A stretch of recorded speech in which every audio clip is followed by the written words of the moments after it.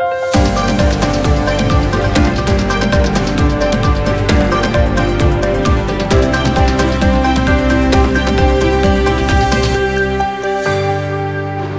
में कुछ कम शब्दों में बता देता हूँ। सर्वप्रथम अध्यक्ष का परिचय डॉक्टर प्रवीण जी भागड़ीकर करेंगे। तत्पश्चात रामनारायण गुप्ता माननीय विजय द्रीव का परिचय करेंगे। उनका व्याख्यान समाप्त होने पर प्रवीण जी भागड़ीकर फिर से देवेंद्र जी का परिचय करा देंगे। सर्वप्रथम मैं डॉक्टर प्रवीण भागड़ीकर जी को आमंत्रित करता हूँ कि आज के अध्यक्ष माननीय सुनील जी इनका सविस्तर परिचय कर दें। व्याख्यानमालेत जी RSS जन्मशताब्दीच्या निमित्ताने आपण आयोजित केलेले आहे, या कार्यक्रमाचे जे अध्यक्षस्थान येतं आहे ना, अध्यक्षस्थान जे आपल्याला अध्यक्षस्थानी जे लाभलेलं आहे असे आदरणीय सुनील वसंतरावजी कुहीकर हे नाव आपल्या वृत्तपत्रसृष्टीला एक नामांकित आहे आणि सर्वांना परिचित आहे। सरांचं मूळ जे गाव आहे ते चंद्रपूर जिल्ह्यात आहे, तिथेच त्यांचं शिक्षण हे पूर्ण झालं। बल्लारपूर येथे तालुका प्रतिनिधी, चंद्रपूर येथे जिल्हा प्रतिनिधी, नागपूर येथे मुख्य उपसंपादक म्हणून काम केल्यानंतर सुमारे 4 वर्ष ते मुंबईला त्यांनी पत्रकारितेचं काम केलं। नागपूरच्या दैनिक तरुण भारतमध्ये कार्यकारी संपादक पदावर त्यांनी कार्य केलं। याच वृत्तपत्रात ते CEO म्हणून त्यांनी किमान 5 वर्ष ही जबाबदारी त्यांनी सांभाळली। याच कंपनीचे तरुण भारताचे मॅनेजिंग डायरेक्टर म्हणून त्यांनी काही कार्य केलं। तरुण भारतचे CEO म्हणून त्यांनी सुमारे 5 वर्ष या ठिकाणी काम केलं। आकाशवाणी, दूरदर्शन, वार्तापत्र लेखन, वृत्तपत्रात विविध विषयावर विशेषतः राजकीय घडामोडींवर विपुल लिखाण त्यांनी केलं। आकाशवाणीवर दिलखुलास या कार्यक्रमात अनेक मान्यवरांच्या मुलाखतीसुद्धा त्यांनी त्या ठिकाणी घेतलेल्या आहेत। चंद्रपुरातील आश्रय या अनाथाश्रमाच्या स्थापनेत त्यांचा महत्त्वाचा वाटा होता। इतरही विविध सामाजिक उपक्रमांत त्यांना जशी जमेल तशी त्यांनी मदत केलेली आहे। मध्यंतरी सुमारे 1 वर्ष त्यांनी एक माध्यम जगताबाहेरच्या राहून एक अनुभव त्यांनी घेतला आणि तो अनुभव घेतल्यानंतर त्यांनी सध्या शंखनाद न्यूज चॅनल व पोर्टलचे संपादक व संचालक म्हणून ते जबाबदारी पाहत आहे। महिलांवरील अत्याचाराच्या संदर्भात अभ्यास करण्यासाठी त्यांनी यापूर्वी अमेरिकेचा दौरा केलेला होता। उत्तम लेखक, वक्ता, राजकीय विषयांसोबतच सामाजिक आशयघन विषयांवर हृदयस्पर्शी लिखाण ते करीत आहे। आज आपल्याला लाभलेले जे सुनीलजी कुहीकर आहे यांचा हा विविध स्पर्शी एक बायोडाटा ज्याला आपण तो सादर केलेला आहे। मी या ठिकाणी अध्यक्ष महोदयांचे ज्ञानयोद्धातर्फे स्वागत करतो। मी गुप्ताजींना विनंती करतो की त्यांनी आजचे जे प्रमुख स्पीकर आहे त्यांचा परिचय करून द्या। नमस्कार। आज देश के वरिष्ठ पत्रकार और चिंतक विजय त्रिवेदी जी का परिचय करने का मुझे अवसर मिला है। विजय त्रिवेदी जी पत्रकारिता का करीब 40 साल का अनुभव और टेलीविज़न का जाना पहचाना चेहरा है। अखबार, रेडियो, टेलीविज़न, समाचार एजेंसी और डिजिटल एजेंसी सभी विधाओं में आपने काम किया है। पुस्तक लेखन और विभिन्न समाचार पत्रों और पत्रिकाओं में आपके लेख प्रकाशित होते हैं और आपकी पुस्तकें भी प्रकाशित हुई है। राजनीतिक रिपोर्टिंग, संसदीय कवरेज, शीर्ष राजनेताओं, कई प्रधानमंत्रियों और मुख्यमंत्रियों सहित शीर्ष राजनेताओं, बॉलीवुड सितारों, खिलाड़ियों, नौकरशाहों और मशहूर हस्तियों के बेबाक साक्षात्कारों की अनूठी बोली शैली के लिए आप जाने जाते हैं। भारतीय राजनीतिक क्षेत्र की गहरी समझ के साथ वे बिना किसी तीखेपन के और शोर शराबे के सबसे कठिन सवालों को भी धीरे धीरे और अत्यंत मिठास के साथ सबसे पूछते हैं। राजनेता आमतौर पर उन्हें साक्षात्कार देने से बचते रहते हैं। NDTV इंडिया और स्टार न्यूज़ में लंबे समय तक आपने कार्य किया है। इसके बाद News Nation, News State, First India, News India 24/7 का नेतृत्व किया। डिजिटल एजेंसी HS न्यूज़ और समाचार एजेंसियां यूनिवार्ता की जिम्मेदारी संभाली है। जी न्यूज़ की शुरुआती टीम में आप रहे हैं। नवभारत टाइम्स, इंडिया टुडे और राजस्थान पत्रिका के साथ आप जुड़े रहे। पत्रकारिता के क्षेत्र में आपने कई सम्मान हासिल किया है। उनके टीवी शो काफ़ी लोकप्रिय रहे हैं। भारत रत्न अटल बिहारी वाजपेयी पर हार नहीं मानूंगा और यदा यदा ही योगी, ये 2 पुस्तकें उनकी बीजेपी कल, आज और कल बहुत ही प्रचलित हुई है। और राष्ट्रीय जनसंघ संघ के 100 साल के सफ़र पर संगम शरणम गच्छामी जैसी बेस्ट सेलर पुस्तकों को उन्होंने लेखन किया है, ऐसे आज एक वरिष्ठ पत्रकार और चिंतक विश्लेषक हमारे बीच में हमें लाभान्वित हुए हैं। मैं उनसे निवेदन करता हूं कि वे अपने वाणी से हम लोगों को संबोधित करें। देवेंद्र गावंडेजी हे लोकसत्ताचे नागपूर जे सिटी एडिशन आहे त्याचे संपादक आहे। गेल्या 20 वर्षापासून गावंडेजी नक्षल मुवमेंट्सवर आहे, जी ट्रायबल मुवमेंट आहे या नक्षल मुवमेंटवर ते सतत लिहित आहे। एकदा त्यांच्या कार्यक्रमात गडचिरोलीला जाताना माझाही त्या ठिकाणी संबंध आला होता त्या चळवळीशी, आणि नक्षलवाद्यांकडनं जे एक्सप्लॉइट केला जात होतं सामान्य जणांना, आदिवासी जे लोक आहेत त्यांना, तर त्याच्याबाबत त्यांनी बरंच वृत्तपत्रात लेखन केलं आणि आवाज उठवला होता। आणि या संदर्भात त्यांनी सलवा जुडम जे एक छत्तीसगडमध्ये जे कार्य होतं त्या कार्याबद्दलही सुद्धा देवेंद्रजींनी लिखाण हे केलेलं होतं, आणि सातत्याने त्यांचं लिखाण हे नक्षलवादी मुवमेंटवर जात होतं। आणि त्याच्यामुळे नक्षलवादी मुवमेंटच्या ज्या काही समस्या होत्या किंवा ज्या नक्षलवादी मुवमेंटचा जो दृष्टिकोन सामान्य लोकांचा होता तो दृष्टिकोन बदलण्यामध्ये ज्या काही लोकांचा संस्थांचा वाटा होता त्याच्यामध्ये सिंहाचं योगदान हे देवेंद्रजी गावंडे यांचं होतं। सर सध्या लोकसत्ताचे जे संपादक आहे, सर हे सरांना अनेक या वृत्तपत्रासाठी किंवा लिखाणासाठी अनेकदा त्यांना पुरस्कार मिळालेले आहे। पुरस्कारांची लंबी लिस्ट आहे, पण त्याच्यातले काही महत्त्वाचे जे पुरस्कार आहे की जे वृत्तपत्र जगात अत्यंत मानाचे आहे त्याच्यापैकी पहिला आहे NB परुळेकर अवॉर्ड, जो त्यांना 191 मिळाला होता। त्याच्यानंतर GT माडखोलकर अवॉर्ड 2008 त्यांना प्राप्त झालेला होता। त्याच्यानंतर बेस्ट जर्नलिझम अवॉर्ड 2010 त्यांना हा प्राप्त झालेला होता। त्याचबरोबर करंटली सरांचं जे रायटिंग आहे त्याच्यामध्ये पेसा, फॉरेस्ट राईट आणि ट्रायबल इश्यूज जे सेंट्रल इंडियाचे आहेत त्याच्यावर त्यांचं बरंचसं लिखाण सुरू आहे। सध्या याच्यामध्ये सर हे ज्या काही दायित्व किंवा जबाबदाऱ्या सरांकडे आलेल्या होत्या त्या प्रामुख्याने अशा होत्या की चंद्रपूर गडचिरोली श्रमिक पत्रकार संघाचे ते फॉर्मर प्रेसिडेंट होते। त्याच्यामुळे विदर्भ साहित्य संघ गोंडवाना जी ब्रँच होती त्याचे सेक्रेटरी म्हणून त्यांनी काम केलेलं होतं। त्याचबरोबर विदर्भ साहित्य संघाची जी सेंट्रल बॉडी आहे, केंद्रीय कार्यकारिणी आहे, त्या केंद्रीय कार्यकारिणीचे सदस्यसुद्धा ते राहून सुटलेले आहेत। असे बहुआयामी व्यक्तिमत्व आणि वृत्तपत्रात ज्यांचं आदराने नाव घेतलं जातं असे श्री देवेंद्र गावंडेजी यांना मी विनंती करतो की त्यांनी RSS जन्मशताब्दी या विषयावर आपले विचार मांडावे। या व्यासपीठावर मी याच्या आधीही 2-3दा येऊन गेलो आहे वेगवेगळ्या कारणासाठी, आणि याच्यातला दुसरा मुद्दा असा आहे की देवधरांना नाही म्हणता येत नाही, तर त्याच्यामुळे मी ही संधी साधली। आणि दुसरा यातला महत्त्वाचा पार्ट हा आहे की संघाचा शताब्दी महोत्सव सध्या ज्याची खूप चर्चा आहे, त्याच्यावर बऱ्याच चांगल्या म्हणजे दोन्ही बाजू वाईट अर्थात बोलणारे लोक असतातच समाजात। या सगळ्या गोष्टींवर संघाच्या एकूण कार्यावर सध्या चर्चा सुरू आहे आणि वर्षभर ती होणार आहे। मुळात एक सातत्याने सांगितलं जाते की संघावर बोलण्याआधी संघ समजून घेतला का, असं सातत्याने बोललं जाते। आणि मला असं वाटते की माझ्या पातळीवर तरी अजून ती प्रोसेस जी आहे समजून घेण्याची ती सुरूच आहे, कारण संघ समजून घ्यायला जरा कठीण आहे असं मला वाटतं।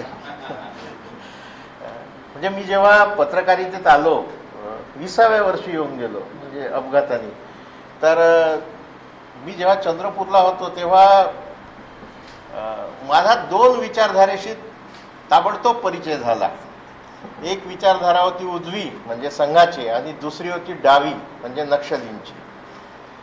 तर उजव्या विचारधारेतले माझे 2 मित्र होते, एक कालिदास कानगो आणि दुसरे सुनील देशपांडे। सुनील देशपांडे तेव्हा चंद्रपूरला जिल्हा प्रचारक होते। आम्ही तिघांनी मिळून खूप सिनेमे पाहिले, इतके सिनेमे पाहिले की जवळजवळ एक 5-1 वर्षात 200-300 सिनेमा बघितले असेल। आणि दुसरी जी विचारधारा होती त्याच्यामध्ये मिलिंद तेलतुंबडे, जो नंतर जहाल नक्षलवादी झाला, तो मारला गेला। त्याच्यानंतर अनुराधा गांधी तेव्हा चंद्रपुरात होती। तर दोन्ही विचारधारेचा माझा परिचय एकाच वेळेस सुरू झाला, आणि तो मला असं वाटते की अजूनही मी त्याच्यात चाचपडतो आहे, शिकतो आहे, काहीतरी नवीन ऐकायला मिळते आहे. एक पत्रकार म्हणून जी काही उत्सुकता असावी लागते ती माझ्यातली अजून संपलेली नाही आणि मी स्वतःला बनचुके असं समजत नाही. मी ज्या वृत्तपत्रात काम करतो ते वृत्तपत्र प्रामुख्याने सत्ताविरोधी सूर आळवणार आहे.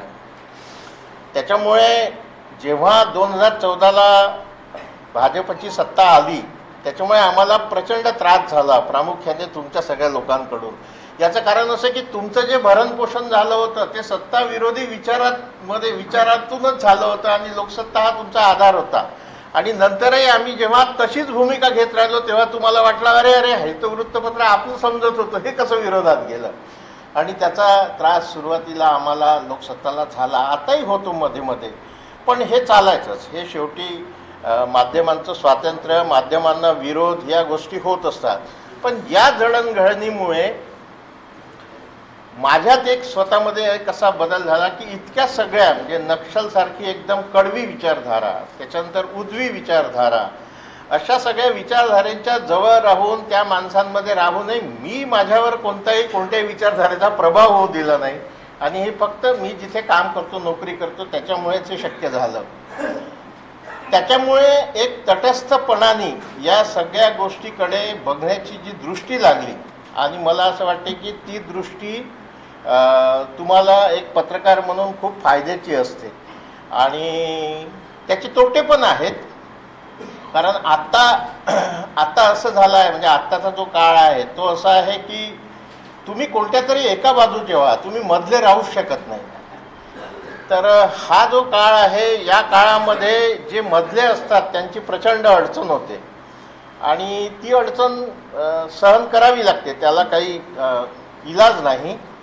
पण मला असं वाटते की मधले असणं हे जिथे आपण नोकरी करतो त्या मिठाशी प्रामाणिक असणं हे असंच मी त्याला मानतो.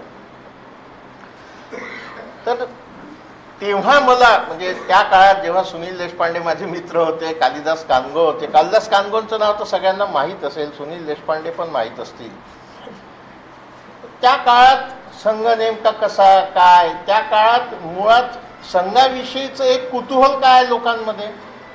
मी लोक या दृष्टीने बोलतो आणि लोकांच्या दृष्टिकोनातून मला काय वाटते किंवा लोक काय बोलत असतात ते माझ्यापर्यंत येते, मी त्या दृष्टीने इथे बोलणार आहे.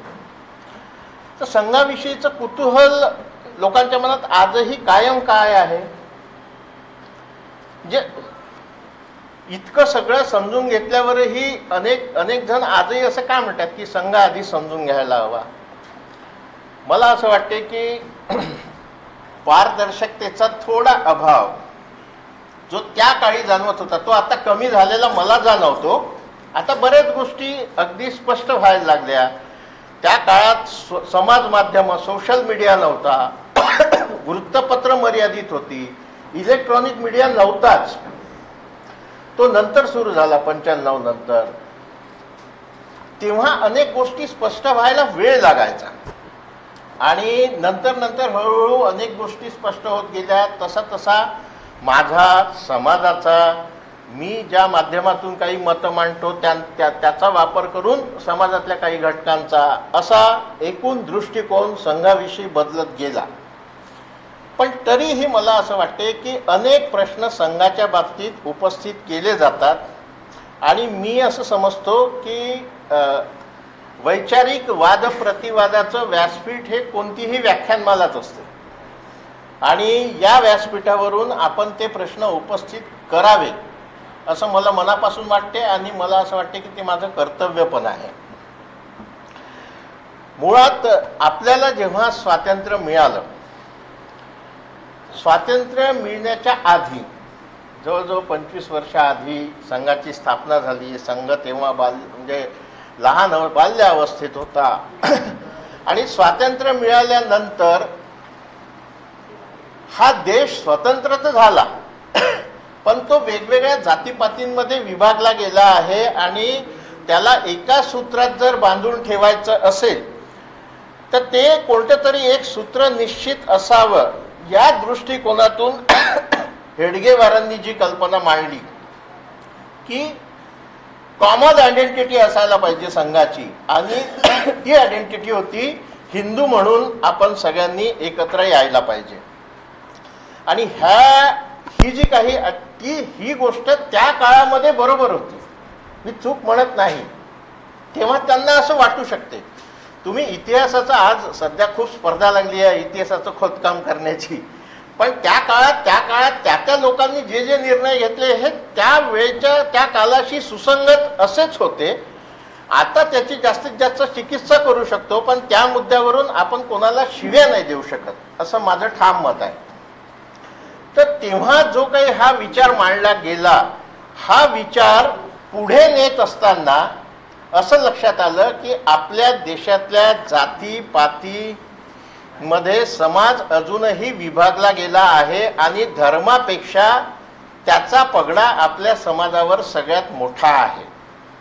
आणि तो पगडा आजही आपल्यावरचा कमी झालेला नाही, अजूनही कमी झाला नाही. त्याला आरक्षण जबाबदार आहे, सरकारची धोरणं जबाबदार आहे, काय आहे याच्यात मी जाणार नाही, पण तो अजूनही आपल्याला तो पगडा अजूनही आपल्याला हटवता आलेला नाही.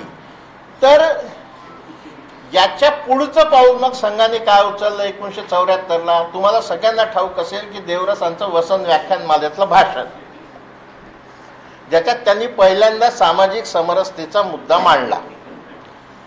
या सामाजिक समरसतेच्या मुद्द्याची आजही तेवढ्याच तीव्रतेने आणि तेवढ्याच उत्सुकतेने चर्चा होते, लोक ऐकतात.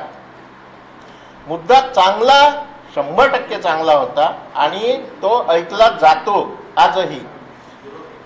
पण ही जी सामाजिक समरसतेचा मुद्दा तेव्हा जो मांडला गेला, ही सामाजिक समरसताच्या दिशेने वाटचाल करताना संघ यशस्वी झाला की अयशस्वी? मला असं वाटते की संघाला या पातळीवर खूप निर्भय यशही मिळालं नाही आणि फार अपयशही पदरी पडलं नाही. संमिश्र अशा स्वरूपाचं यश आहे. बरं, हे उद्दिष्ट म्हणजे सामाजिक समरसतेचं उद्दिष्ट गाठताना संघाने धोरणं कोणती आखली? त्यांच्या धोरणातला मुख्य भाग माझ्या मते असा होता की सेवा कार्याच्या माध्यमातून आपण वेगवेगळ्या जातीपातींमध्ये पोचायचं आणि त्यांना आपलंसं करायचं. आणि त्या माध्यमातून संघाला प्रचंड यश मिळालं. प्रचंड यश म्हणजे आज जगातली सेवा कार्य करणारी, चॅरिटी करणारी एवढी मोठी संघटना जगातली मला नाही वाटत दुसरी कोणती असेल. जवळजवळ 1.5 लाख सेवा कार्य सुरू असतात आणि अत्यंत निष्ठेने सुरू असतात. त्याची कॉपी करण्याचा प्रयत्न अनेक पक्षांनी केला, अनेक संघटनांनी केला, अनेक वेगळ्या विचारधारेच्या माणसांनी केला. पण जे निष्ठा समर्पण लागते त्याच्यासाठी, ते मात्र जेवढं संघाच्या कार्यकर्त्यांमध्ये किंवा स्वयंसेवकांमध्ये आहे तेवढं इतर ठिकाणी ते दिसून आलं नाही. त्याच्यामुळे ते प्रयत्न फार यशस्वी झाले नाही. तर हे आपल्याकडे आजही उपेक्षित, मागास, दलित, इतर मागास, म्हणजे आणखी अति मागास असे समाज आहेत. या समाजात वेगवेगळ्या माध्यमातून, मग ते शिक्षण असेल, उत्थान असेल, रोजगार असेल, अशा सगळ्या माध्यमातून या लोकांना आपण थोडंसं सन्मानजनक स्थितीत आणावं सेवा कार्याच्या माध्यमातून, आणि एकूण सामाजिक समरसतेचा व्याप वाढवत न्यावा ही संघाची भूमिका होती. त्याचं कौतुकच आहे. पण ही सामाजिक समरसता संघ किंवा संघाचे स्वयंसेवक इतक्या निष्ठेने करत असताना संघाने स्वतःच्या रचनेत का बदल घडवून आणले नाही, हा माझा प्रश्न आहे. हा लोकांच्या मनात अनेकांचा प्रश्न आहे. कोणी काढत नाही प्रश्न, कारण आजकाल प्रश्न विचारण्याचा भीतीचाच मुद्दा झाला आहे. तर हे संघाच्या रचनेत हे का नाही झालं? मला असं म्हणायचं आहे की जर तुम्हाला 100 वर्ष झाली आणि सामाजिक समरसतेच्या मुद्द्याला 50 वर्ष झाली, तर या 50 वर्षामध्ये तुम्ही तुमच्या मुशीतून घडवलेला सामाजिक समरसतेचे विचार व्यक्तिमत्व आणि वैचारिक पातळीवर दिसणारा असा एखादा कार्यकर्ता किंवा स्वयंसेवक तो तुमच्या रचनेमध्ये वरच्या पदापर्यंत का पोचला नाही? हा प्रश्न कधी ना कधी कोणी ना कोणी विचारणारच. म्हणजे मी कोणत्याही जातीवर येत नाही, कोणत्याही मुद्द्यावर येत नाही. मला तुम्ही जेव्हा लोकांमध्ये बदल घडवून आणण्याची अपेक्षा करता किंवा त्यासाठी प्रयत्न करता, तेव्हा ते बदल आपसुकपणे तुमच्यामध्ये घडले पाहिजे. ही जबाबदारी जो कोणी ते उद्दिष्ट हाती घेतो त्याच्यावर असते की नाही? आणि असते तर मग हे संघाच्या रचनेमध्ये, संघाची जी काही प्रशासकीय कार्यपद्धती किंवा कार्यकारिणी ही जी काही रचना आहे त्यामध्ये ह्याचं प्रतिबिंब का उमटत नाही? याचं उमटायलाच पाहिजे. आता काही लोक मला असं म्हणतात की एका विशिष्ट जातीचे लोक हे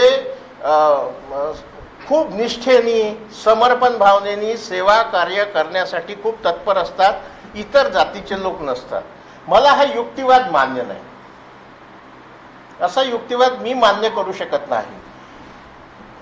या सेवा कार्यासोबतच इतर छोटी मोठी जी सेवा कार्य इतर समाजातल्या लोकांनी उभी केली आहे त्याच्यातही असे निष्ठावान समर्पणयुक्त लोक आहेत.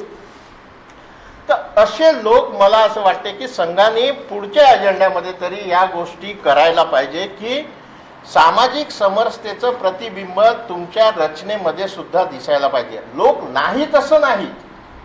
वेगवेगळ्या सेक्टरमध्ये सेवा कार्यामध्ये संघाच्या निष्ठेने, संघाच्या वैचारिक निष्ठा जोपासणारे अनेक लोक कार्यरत आहेत. पण त्याचं प्रतिबिंब जे वरिष्ठ पातळीवर उमटायला पाहिजे ते मात्र मला उमटताना दिसत नाही.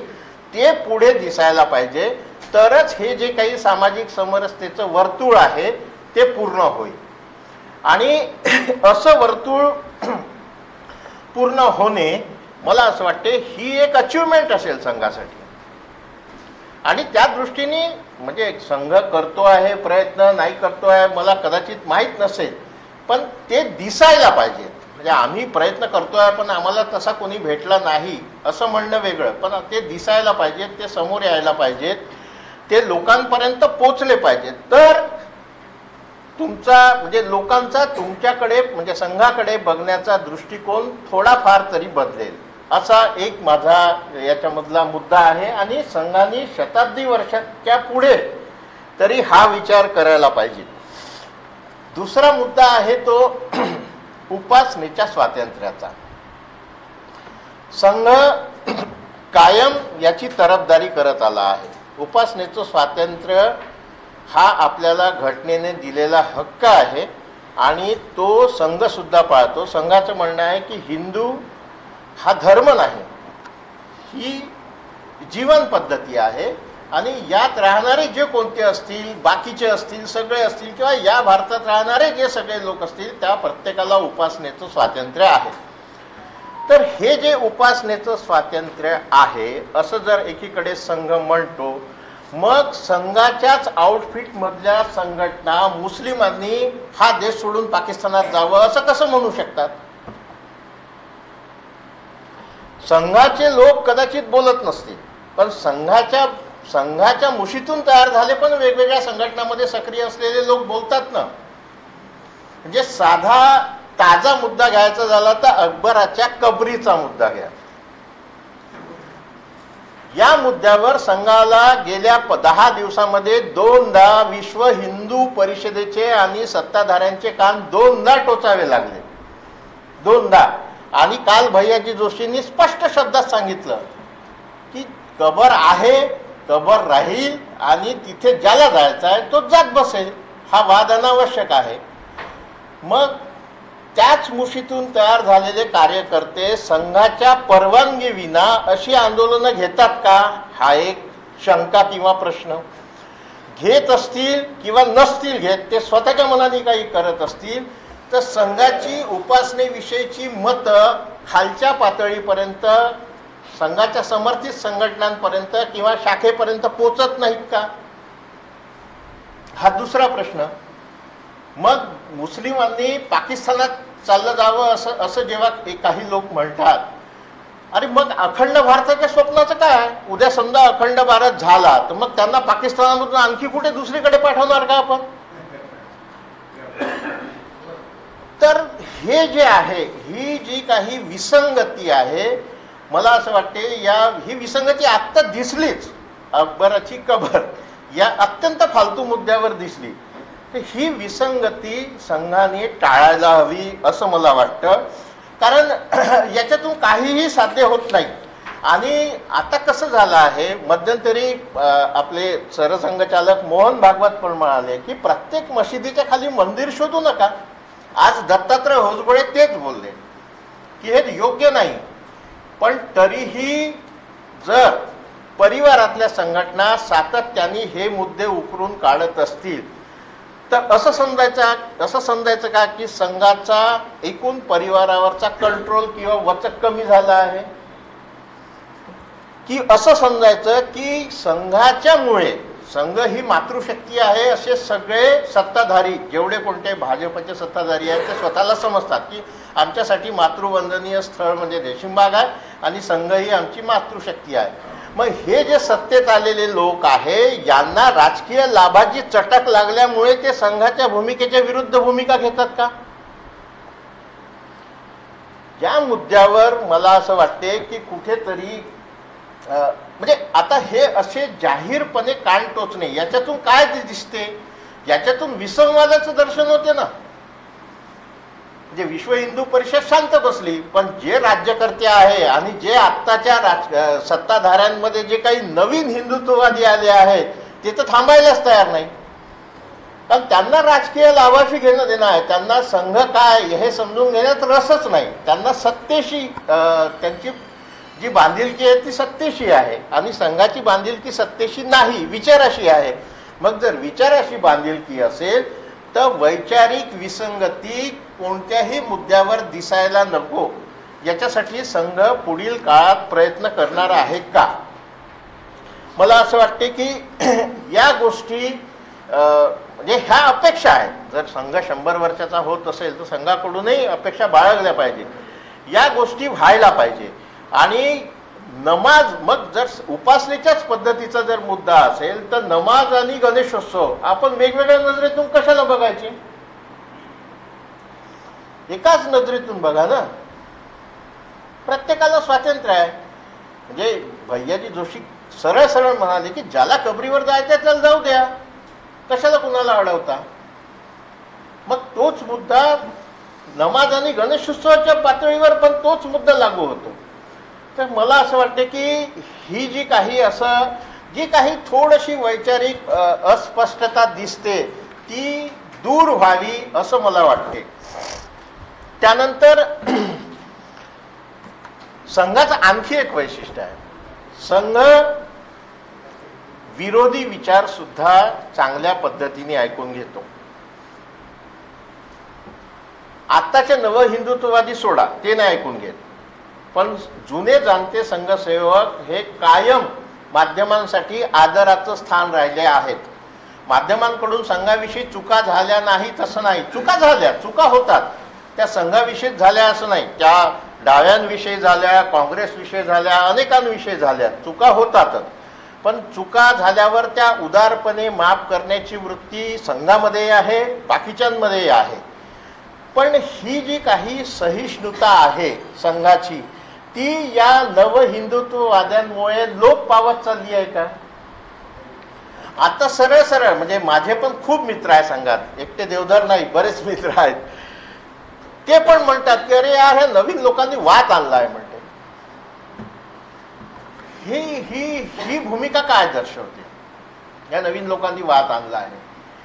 मला असं वाटते की इथे मग संघाची शिकवण थोडी कमी पडते का? आणि हे कसं झालं आहे की संघाची वैचारिक बैठक, वैचारिक पाया भक्कम आहे. तो कधीही राजकीय स्वार्थाच्या मागे जाणार नाही, तो कधी त्याच्या मनात लालसा निर्माण होणार नाही. जो कोणता चांगल्या मुशीतून घडलेला स्वयंसेवक आहे तो कधीही याच्या मागे जाणार नाही. पण याच विचारधारेमध्ये आलेला जो राजकीय प्रभाव आहे, जे राजकीय नेते आहे ते मात्र तसे वागताना दिसत नाही. ते आणखी कट्टर होताना जातात. त्याच्यामुळे अनेकांच्या मनात आणि माझ्याही मनात एक प्रश्न निर्माण होतो की भाजपमुळे संघाची फरफट तर होत नाही आहे. अनेकदा असं जाणवलं आहे की म्हणजे मोहन भागवतांनी इथे जे दसऱ्याला भाषण दिलं ते कुणाला उद्देशून होतं हे वेगळं सांगायची गरजच नाही. लोकशाहीच्या मुद्द्यावर नड्डांनी म्हटलं होतं की बा फक्त एकच पक्ष या देशात राहील, बाकी कोणीही राहणार नाही. त्याचं ताबडतोब खंडन त्यांनी सायंटिफिक हॉलमध्ये केलं होतं. तर हे असं फक्त खंडन करणे म्हणजे कोणीतरी बाहेर काहीतरी बोलायचं आणि संघाच्या वतीने लोकशाहीवर निष्ठा दाखवणे किंवा सांगणे आणि हे चूक आहे असं अप्रत्यक्षपणे सूचित करणे, हा नेमका खेळ काय आहे? हा खेळ आहे की हा विसंवाद आहे की कुठेतरी मिसकम्युनिकेशन आहे, कुठेतरी संपर्क बरोबर होत नाही, असं काही आहे का? तर हे मुद्दे लोकांच्या मनात कायम असतात. त्याच्यामुळे जो काही थोडाफार संशय निर्माण होतो तो संशय दूर व्हायला पाहिजे असं मला वाटते. आणि म्हणजे आजही अनेक लोक बाहेरचे जे सहिष्णुता हा संघाचा मला असं वाटते की पायाच आहे, सहिष्णूच आहे संघ, पण आजही अनेक लोक सहिष्णुता हा षंढपणा आहे असं म्हणतात. अशी भाषा मी संघ परिवारातला आहे असं अभिमानाने सांगणाऱ्याच्या तोंडी येते कशी?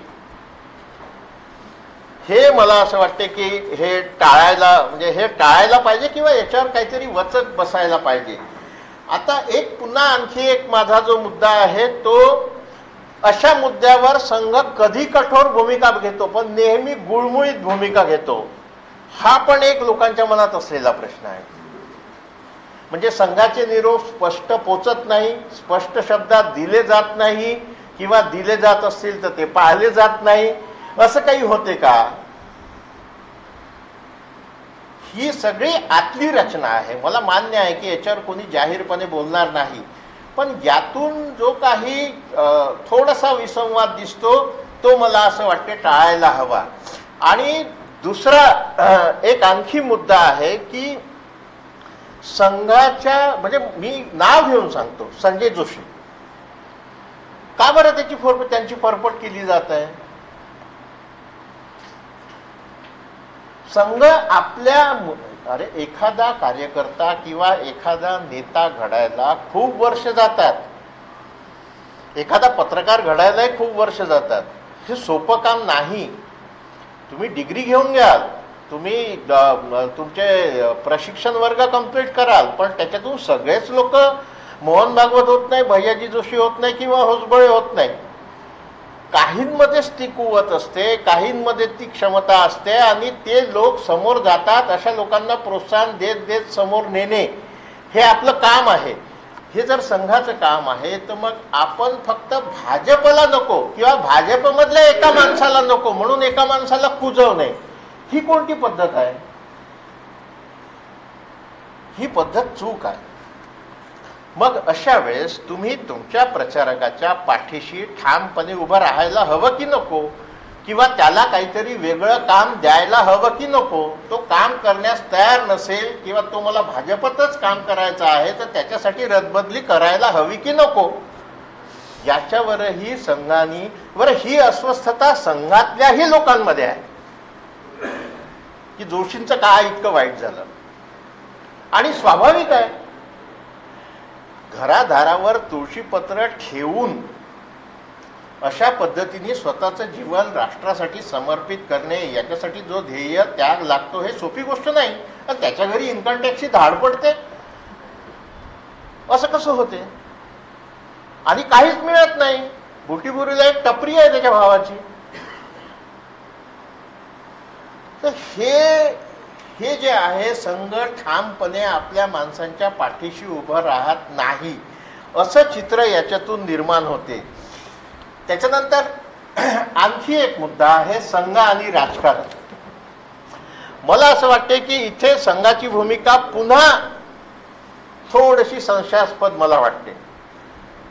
म्हणजे आत्ता महाराष्ट्राच्या विधानसभा निवडणुकीमध्ये संघाने इतकं काम केलं की भाजपला खूप किंवा महायुतीला प्रचंड यश मिळालं. अशा बातम्या जेव्हा छापून आल्या त्या संघाने नाकारल्या का? आम्ही नाही केलं काम, आमचा राजकारणाशी संबंध नाही असं संघाने म्हटलं का?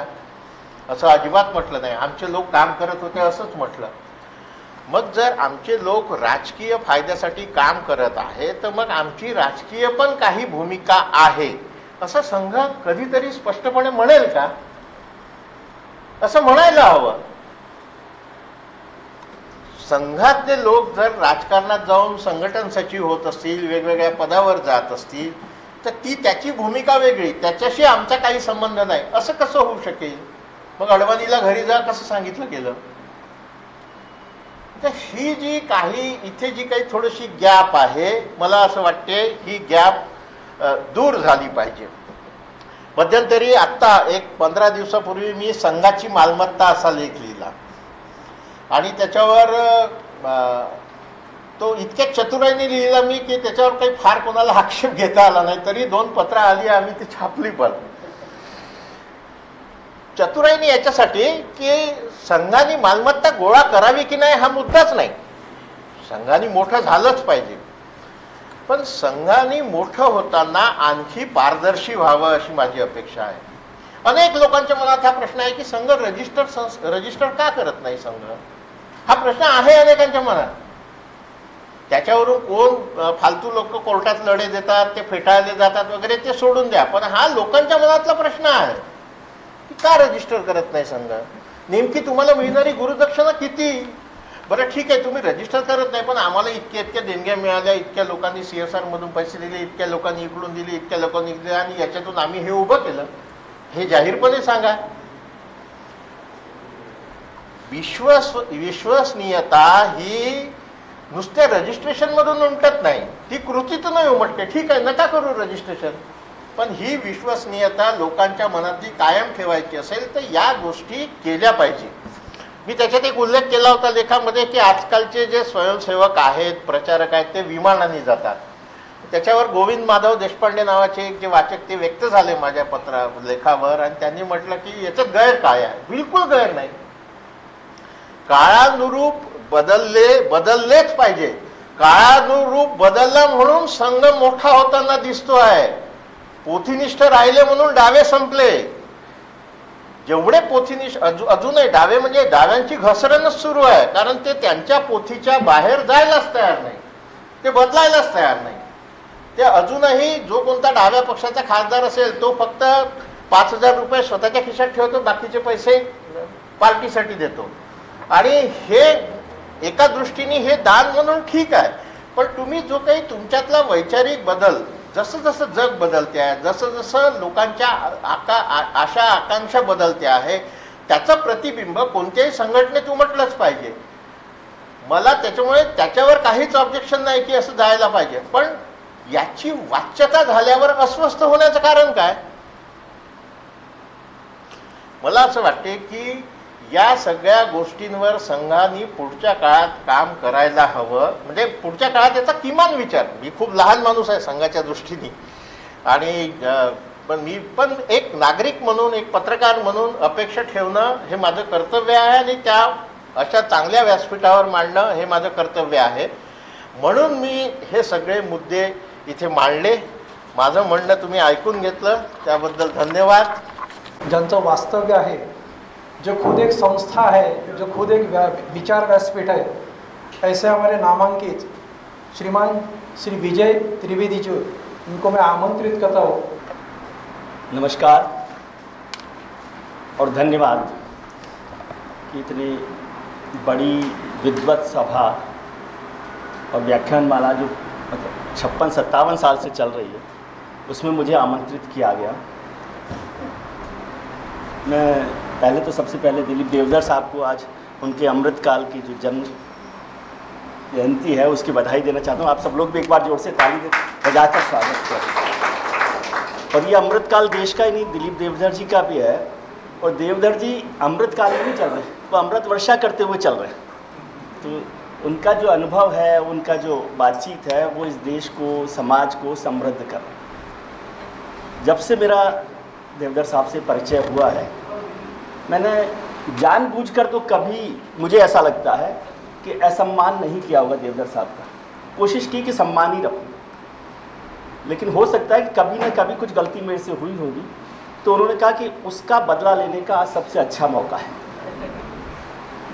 अब ये ऐसा मौका है कि जो लोग संघ को जानते हों, ऐसा नहीं है, जो लोग संघ को जीते हों और जिनसे संघ जी रहा है, उनके बीच संघ पर वो व्यक्ति बात करे जो संघ का स्टूडेंट हो।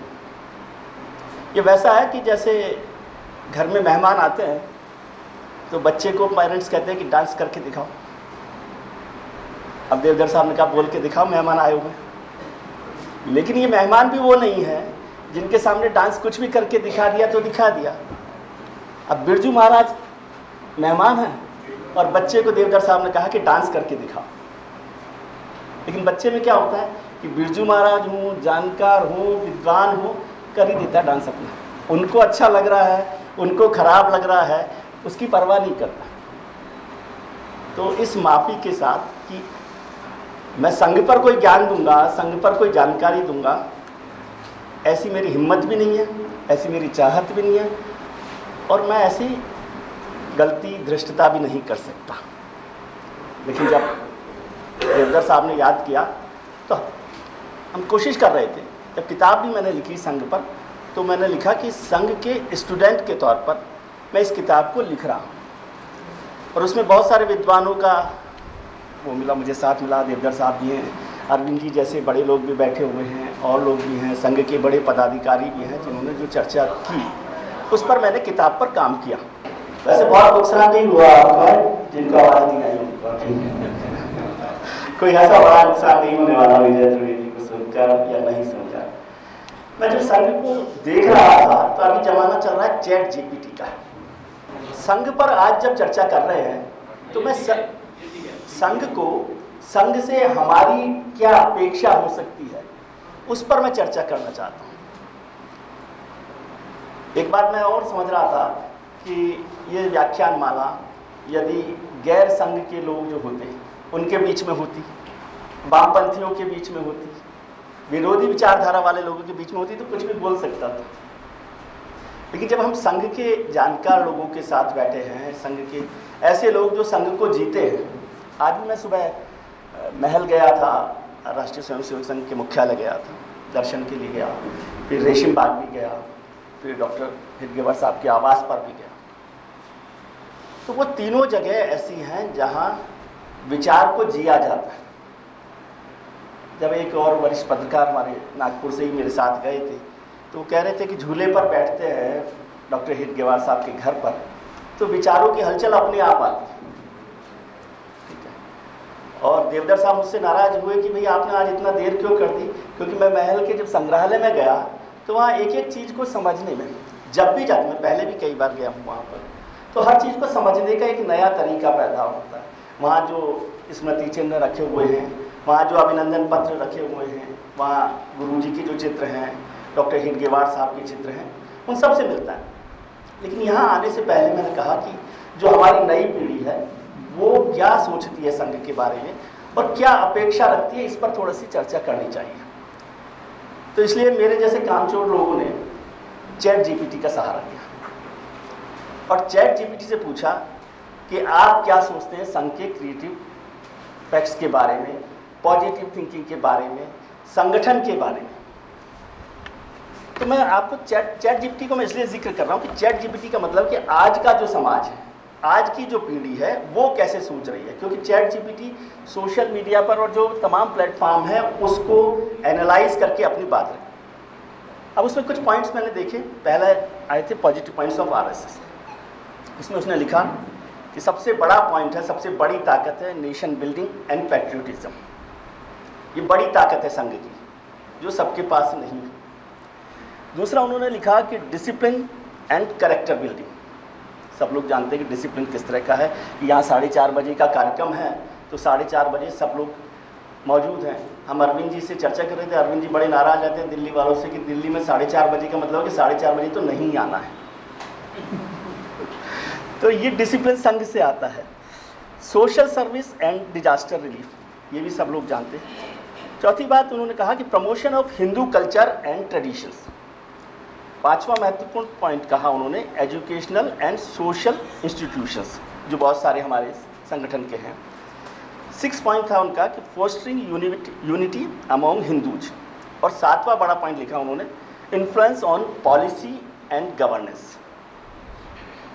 यहाँ तक तो बात ठीक थी। मैंने कहा ये बात तो चलेगी, लेकिन लोग नेगेटिव तरीके से क्या सोचते हैं संघ के बारे में, क्या क्रिटिसिज्म करते हैं, क्या क्रिटिकल पॉइंट्स हैं संघ के। उसमें एक बात तो अच्छी लगी मुझे कि ChatGPT ने 7 पॉइंट मुझे पॉजिटिव बताए थे स्ट्रेंथ के, लेकिन उसने ढूंढकर 5 पॉइंट बताए क्रिएटिव, जो क्रिटिकल पॉइंट्स थे। अब उसमें पहला पॉइंट उन्होंने लिखा कि मेजोरिटेरियन हिंदुत्व आइडियोलॉजी और एलिनेट religious minorities fostering communal tension, ये बड़ा पॉइंट है जिसकी चर्चा आज संघ को लेकर लगातार होती है। दूसरा पॉइंट उन्होंने लिखा critical point, criticism of RSS में allegation of intolerance and extremism, intolerance of allegation of intolerance and extremism, intolerance towards dissent views।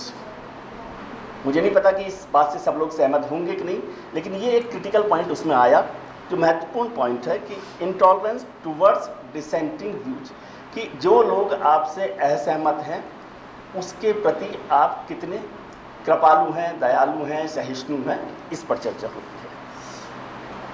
तीसरी बात उन्होंने कहा कि हिस्टोरिकल एसोसिएशन विद वायलेंस। चौथी पॉइंट उन्होंने कहा militarisation of youth, aggressive form of nationalism rather than A constructive one. और 5वां पॉइंट उन्होंने कहा कि लैक ऑफ इंक्लूसिविटी, यानी कास्ट एंड जेंडर बायस। अब खैर ये मुद्दे तो बड़े हो गए हैं जिस पर चर्चा हम लोग कर सकते हैं, लेकिन मैं इनको क्रिटिसिज्म की बजाय अपेक्षा के तौर पर देखता हूँ कि आज का जो नौजवान है, आज का जो समाज है, आज की जो पीढ़ी है, जो संघ के साथ नहीं जिया है। दिल्ली में मैं बैठा हुआ था संघ के बड़े पदाधिकारियों के साथ, कुछ 2-3 जो लोग लंबे समय से काम कर रहे हैं, उनमें से एक से मैंने पूछा कि संघ के बारे में, स्वयंसेवक के बारे में आप आज की तारीख में क्या सोचते हैं। उन्होंने एक लाइन दी, ये मेरी लाइन नहीं है, उन्होंने कहा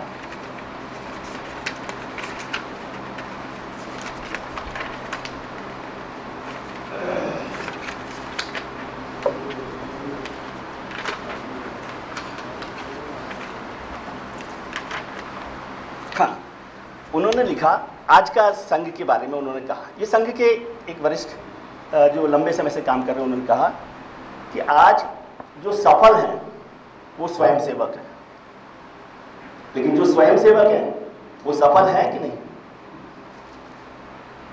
ये एक महत्वपूर्ण सवाल उन्होंने कहा कि आप इस सवाल को उठाइएगा कि आज समाज में जो लोग सफल हैं, जो वाइस चांसलर्स हो गए हैं, जो IAS हैं, जो SP हैं, जो DSP हैं, जो गवर्नर बन रहे हैं, वो लोग स्वयंसेवक हो गए।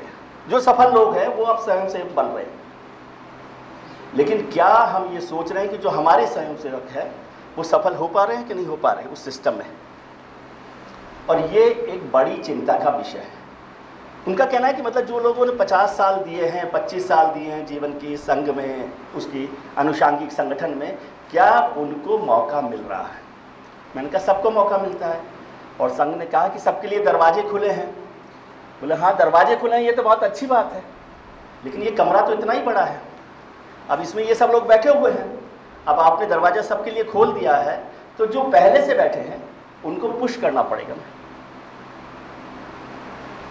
तो जो पहले से लोग लगे हुए हैं, जो संघ के काम में लगे हुए हैं, जो संगठनों के काम में लगे हुए हैं, क्या उनको पुश किया जा रहा है, क्या वो पीछे धकेले जा रहे हैं। ये सवाल संघ के एक वरिष्ठ पदाधिकारी ने मुझसे कहा कि आपको पूछना चाहिए। उनका कहना था, भारतीय जनता पार्टी का उदाहरण उन्होंने दिया कि पिछले चुनावों में हम देखें, ये व्यक्तिगत कोई नहीं है, इसको व्यक्तिगत तरीके से मत लीजिए, और संघ के किसी व्यक्ति ने कहा, इसलिए मैंने कहा कि इस सवाल को उठाया जा सकता है। उन्होंने कहा भारतीय जनता पार्टी के पिछले 15 साल के 20 साल के इतिहास को हम देखें तो उसमें लगातार गैर संघ के लोग जो हैं उनकी एंट्री वहाँ पर हो रही है। संघ का मतलब कोई यूनिफॉर्म नहीं है, संघ का मतलब है विचारधारा, कि क्या उस विचारधारा के लोग आ रहे हैं। और विचारधारा का मतलब भी कोई लाइन नहीं है ना, विचारधारा का मतलब वही है कि वो डिसिप्लिन वाला है कि नहीं है, वो करप्शन फ्री है कि नहीं है, वो ईमानदार है कि नहीं, वो समाज की सेवा के साथ जुड़ा है कि नहीं है। तो क्या ऐसे लोग आ रहे हैं? जब आप लगातार ऐसे लोगों को टिकट देने लगते हैं, ऐसे लोगों को आप मुख्यमंत्री बनाने लगते हैं, ऐसे लोगों को गवर्नर बनाने लगते हैं, ऐसे लोगों को वाइस चांसलर्स बनाने लगते हैं। व्याख्यानमाला हुई 2018 में दिल्ली में सरसंघ चालक साहब की, मोहन भागवत जी की, तो एक सवाल किया गया कि आजकल लोग संघ के बड़े पदाधिकारियों के साथ फोटो खिंचाकर बड़े पद ले लेते हैं। ये सवाल व्याख्यानमाला में भागवत साहब से किया गया। तो भागवत साहब ने कहा कि ऐसा नहीं होता, क्योंकि जो लोग संघ के हैं वो जानते हैं कि जो फोटो खिंचा रहा है वो संघ वाला नहीं है। जो फोटो खिंचा रहा है, यहाँ जितने लोग बैठे हैं, देवधर साहब जैसे भी लोग बैठे हैं, अरविंद जी जैसे लोग भी बैठे, क्या उनकी संघ के बड़े पदाधिकारियों के साथ फोटो आपने देखी है? नहीं मिलेगी। जो होगी वो भी वहाँ नहीं दिखा रहे वो किसी को। लेकिन ऐसे बहुत सारे लोग हैं जो फोटो दिखाकर आगे बढ़ रहे हैं। तो उनका संघ में लेने की व्यवस्था नहीं है, देने की व्यवस्था है। जो लोग दे सकते हैं वो संघ के साथ जुड़े, लेकिन ऐसा हो रहा है। अभी एक कार्यक्रम में था तो उसमें बड़े गर्व से ये कहा गया कि भाई हमारे 10, इसको जिक्र इस तरह से करते हैं जैसे मैंने अपनी किताब में भी जिक्र किया कि एक ज़माना था कि रायसीना हिल से 3 बार पाबंदी लगाई गई राष्ट्रीय स्वयंसेवक संघ पर। 1948 में, 75 में, फिर 92 में 3 बार पाबंदी। आज ज़माना उलट गया, फुल सर्किल हो गया है। रायसीना हिल से तमाम लोग संघ के जुड़े हुए हैं।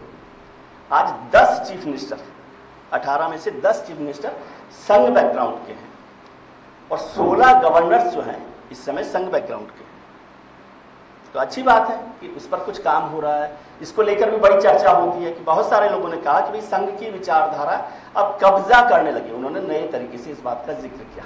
जब हम ये कहते हैं कि संघ की विचारधारा फैल रही है, उस पर चर्चा हो रही है, जिसकी चर्चा अभी खासतौर से न्यू एजुकेशन पॉलिसी को लेकर भी हुई कि संघ की विचारधारा जो है इतिहास का भगवाकरण कर रही है। तो ये इतिहास का भगवाकरण क्यों हो रहा है या इतिहास की रीराइटिंग क्यों हो रही है? क्या ये सवाल उन सब लोगों ने पूछा अपने आप से या हमने उनसे पूछा कि जो पहले इतिहास लिखा गया क्या वो ईमानदारी से लिखा गया था? क्या उस पर ईमानदारी बरती गई थी? क्या उसमें पर्सपेक्टिव था कि नहीं था? इतिहास क्या होता है? इतिहास फैक्ट्स को अपने पर्सपेक्टिव से लिखना है, इसलिए आप अलग अलग तरीके से अलग अलग लोगों को लिखा करते हैं। तो ये जो बदलाव हो रहा है इस पर भी चर्चा करने की ज़रूरत है। लेकिन वो जो 16 गवर्नर्स बन रहे हैं, क्या वो 16 गवर्नर्स संघ की विचारधारा वाले लोग हैं? ऐसा भी ना हो कि संघ की विचारधारा से जुड़े हुए नहीं हैं तो भी लोग नहीं लें।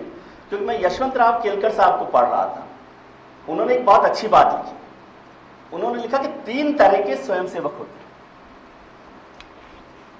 यशवंतराव केलकर साहब का नाम सुना ही होगा सब लोगों ने। केलकर साहब ने लिखा कि 3 तरह के स्वयंसेवक हैं। पहले स्वयंसेवक वो हैं जो कभी शाखा में नहीं गए लेकिन राष्ट्र निर्माण में लगे रहे। वो स्वामी विवेकानंद भी हैं, वो स्वामी दयानंद भी हैं, वो महात्मा गांधी भी हैं, वो अंबेडकर भी हैं, क्योंकि वो सब लोग राष्ट्र निर्माण में लगे रहे। और राष्ट्र निर्माण में लगने वाला आदमी हर आदमी स्वयंसेवक जैसा है। दूसरे तरह का स्वयंसेवक वो है जो शाखा में जाता है और संघ के जो डिसिप्लिन है, अनुशासन है, विचारधारा है, उसकी तरह से व्यवहार करता है। और तीसरे तरह के स्वयंसेवक वो हैं जो कभी शाखा में भी नहीं गए और शाखा के विचार से व्यवहार नहीं करते। और इस तरह के लोग लगातार बढ़ रहे हैं। अब ये क्या हमारे लिए चिंता का विषय हो सकता है, या इसको हम दूसरे तरीके से भी देख सकते हैं कि हमारे पास नए लोग आ रहे हैं, लगातार बढ़ते जा रहे हैं। तो एक और मित्र ने, काफ़ी दिनों में यहाँ पर आकर बड़ा डरा हुआ था, मेरा ब्लड प्रेशर भी 150 हो गया देवधर जी के चक्कर में।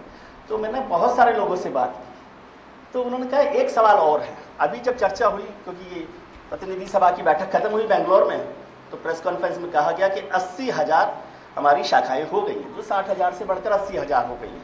उससे पहले 50,000 थी। तो उन्होंने कहा मूल प्रश्न क्या है?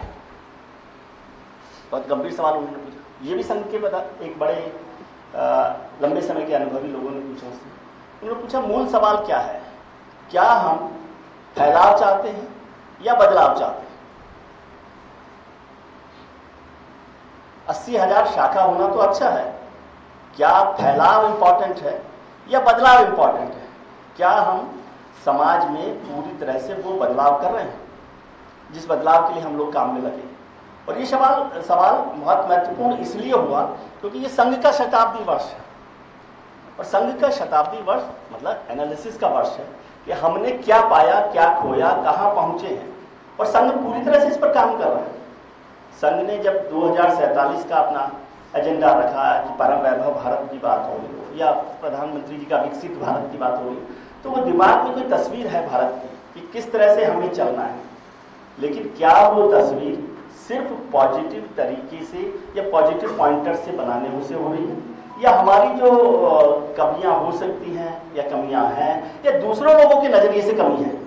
इसको ऐसे भी कह सकते, क्योंकि आप कहेंगे कि आपको तो सब कुछ खराब ही लगता है, विजय त्रिवेदी की नज़र ही कौवे जैसी है तो कौवे को गंदगी लगती है, लेकिन क्या दूसरों की नज़र से जो गंदगी है उसको साफ करने की एक्सरसाइज हमें करनी चाहिए या इसकी अपेक्षा हमें रखनी चाहिए? ये सवाल एक महत्वपूर्ण हुआ।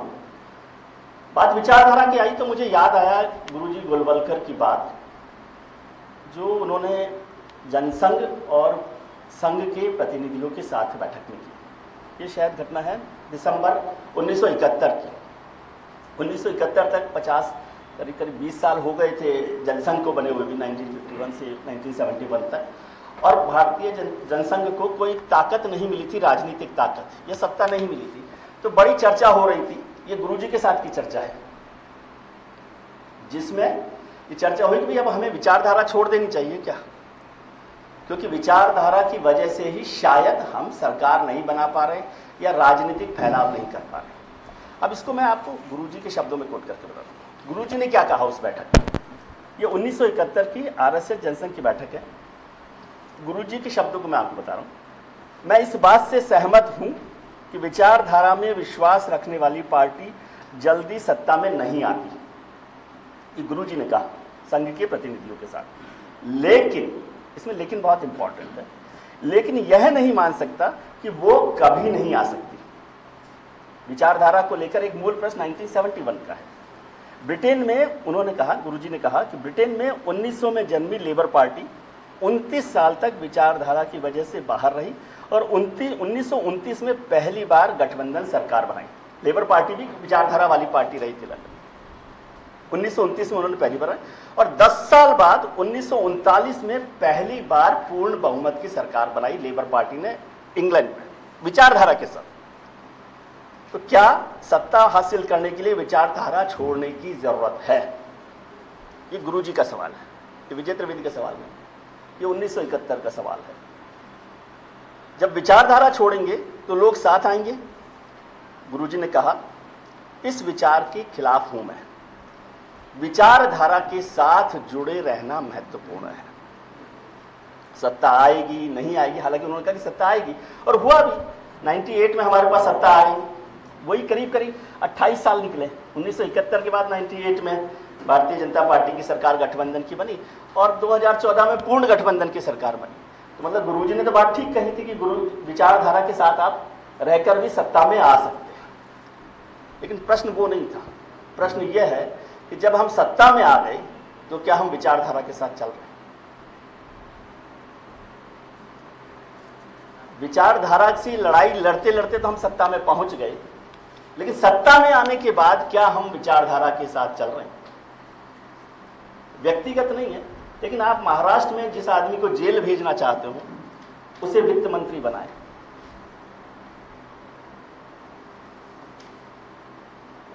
जिस आदमी पर आप अपराध के बहुत सारे मामले बनाएं उसे अपना मुख्यमंत्री बना दें। ऐसे बहुत सारे लोगों की लंबी फहरिस्त है।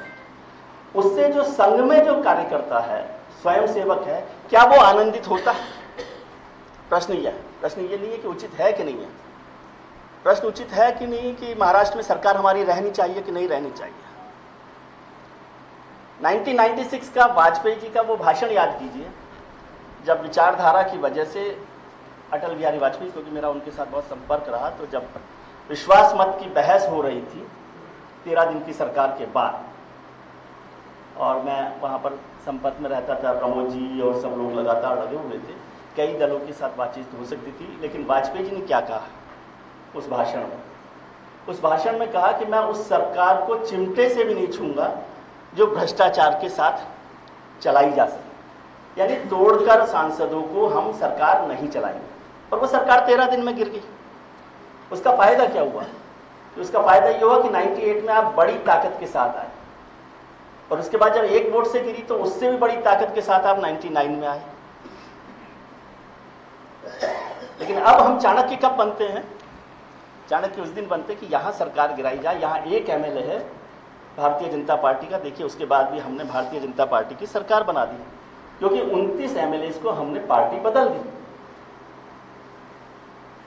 ठीक है, एक सरकार को चलते चलते जिसके साथ गठबंधन है, सही है कि नहीं है, मैं सवालों पर बात कर रहा हूं, जिसके साथ हमने लंबी दोस्ती विचारधारा की वजह से की, उसको तोड़ दिया। किस कारण से टूटा, किस कारण से नहीं टूटा, फिर उन पार्टियों के साथ चले गए जिनको हम जेल भेजने की तैयारी कर रहे थे।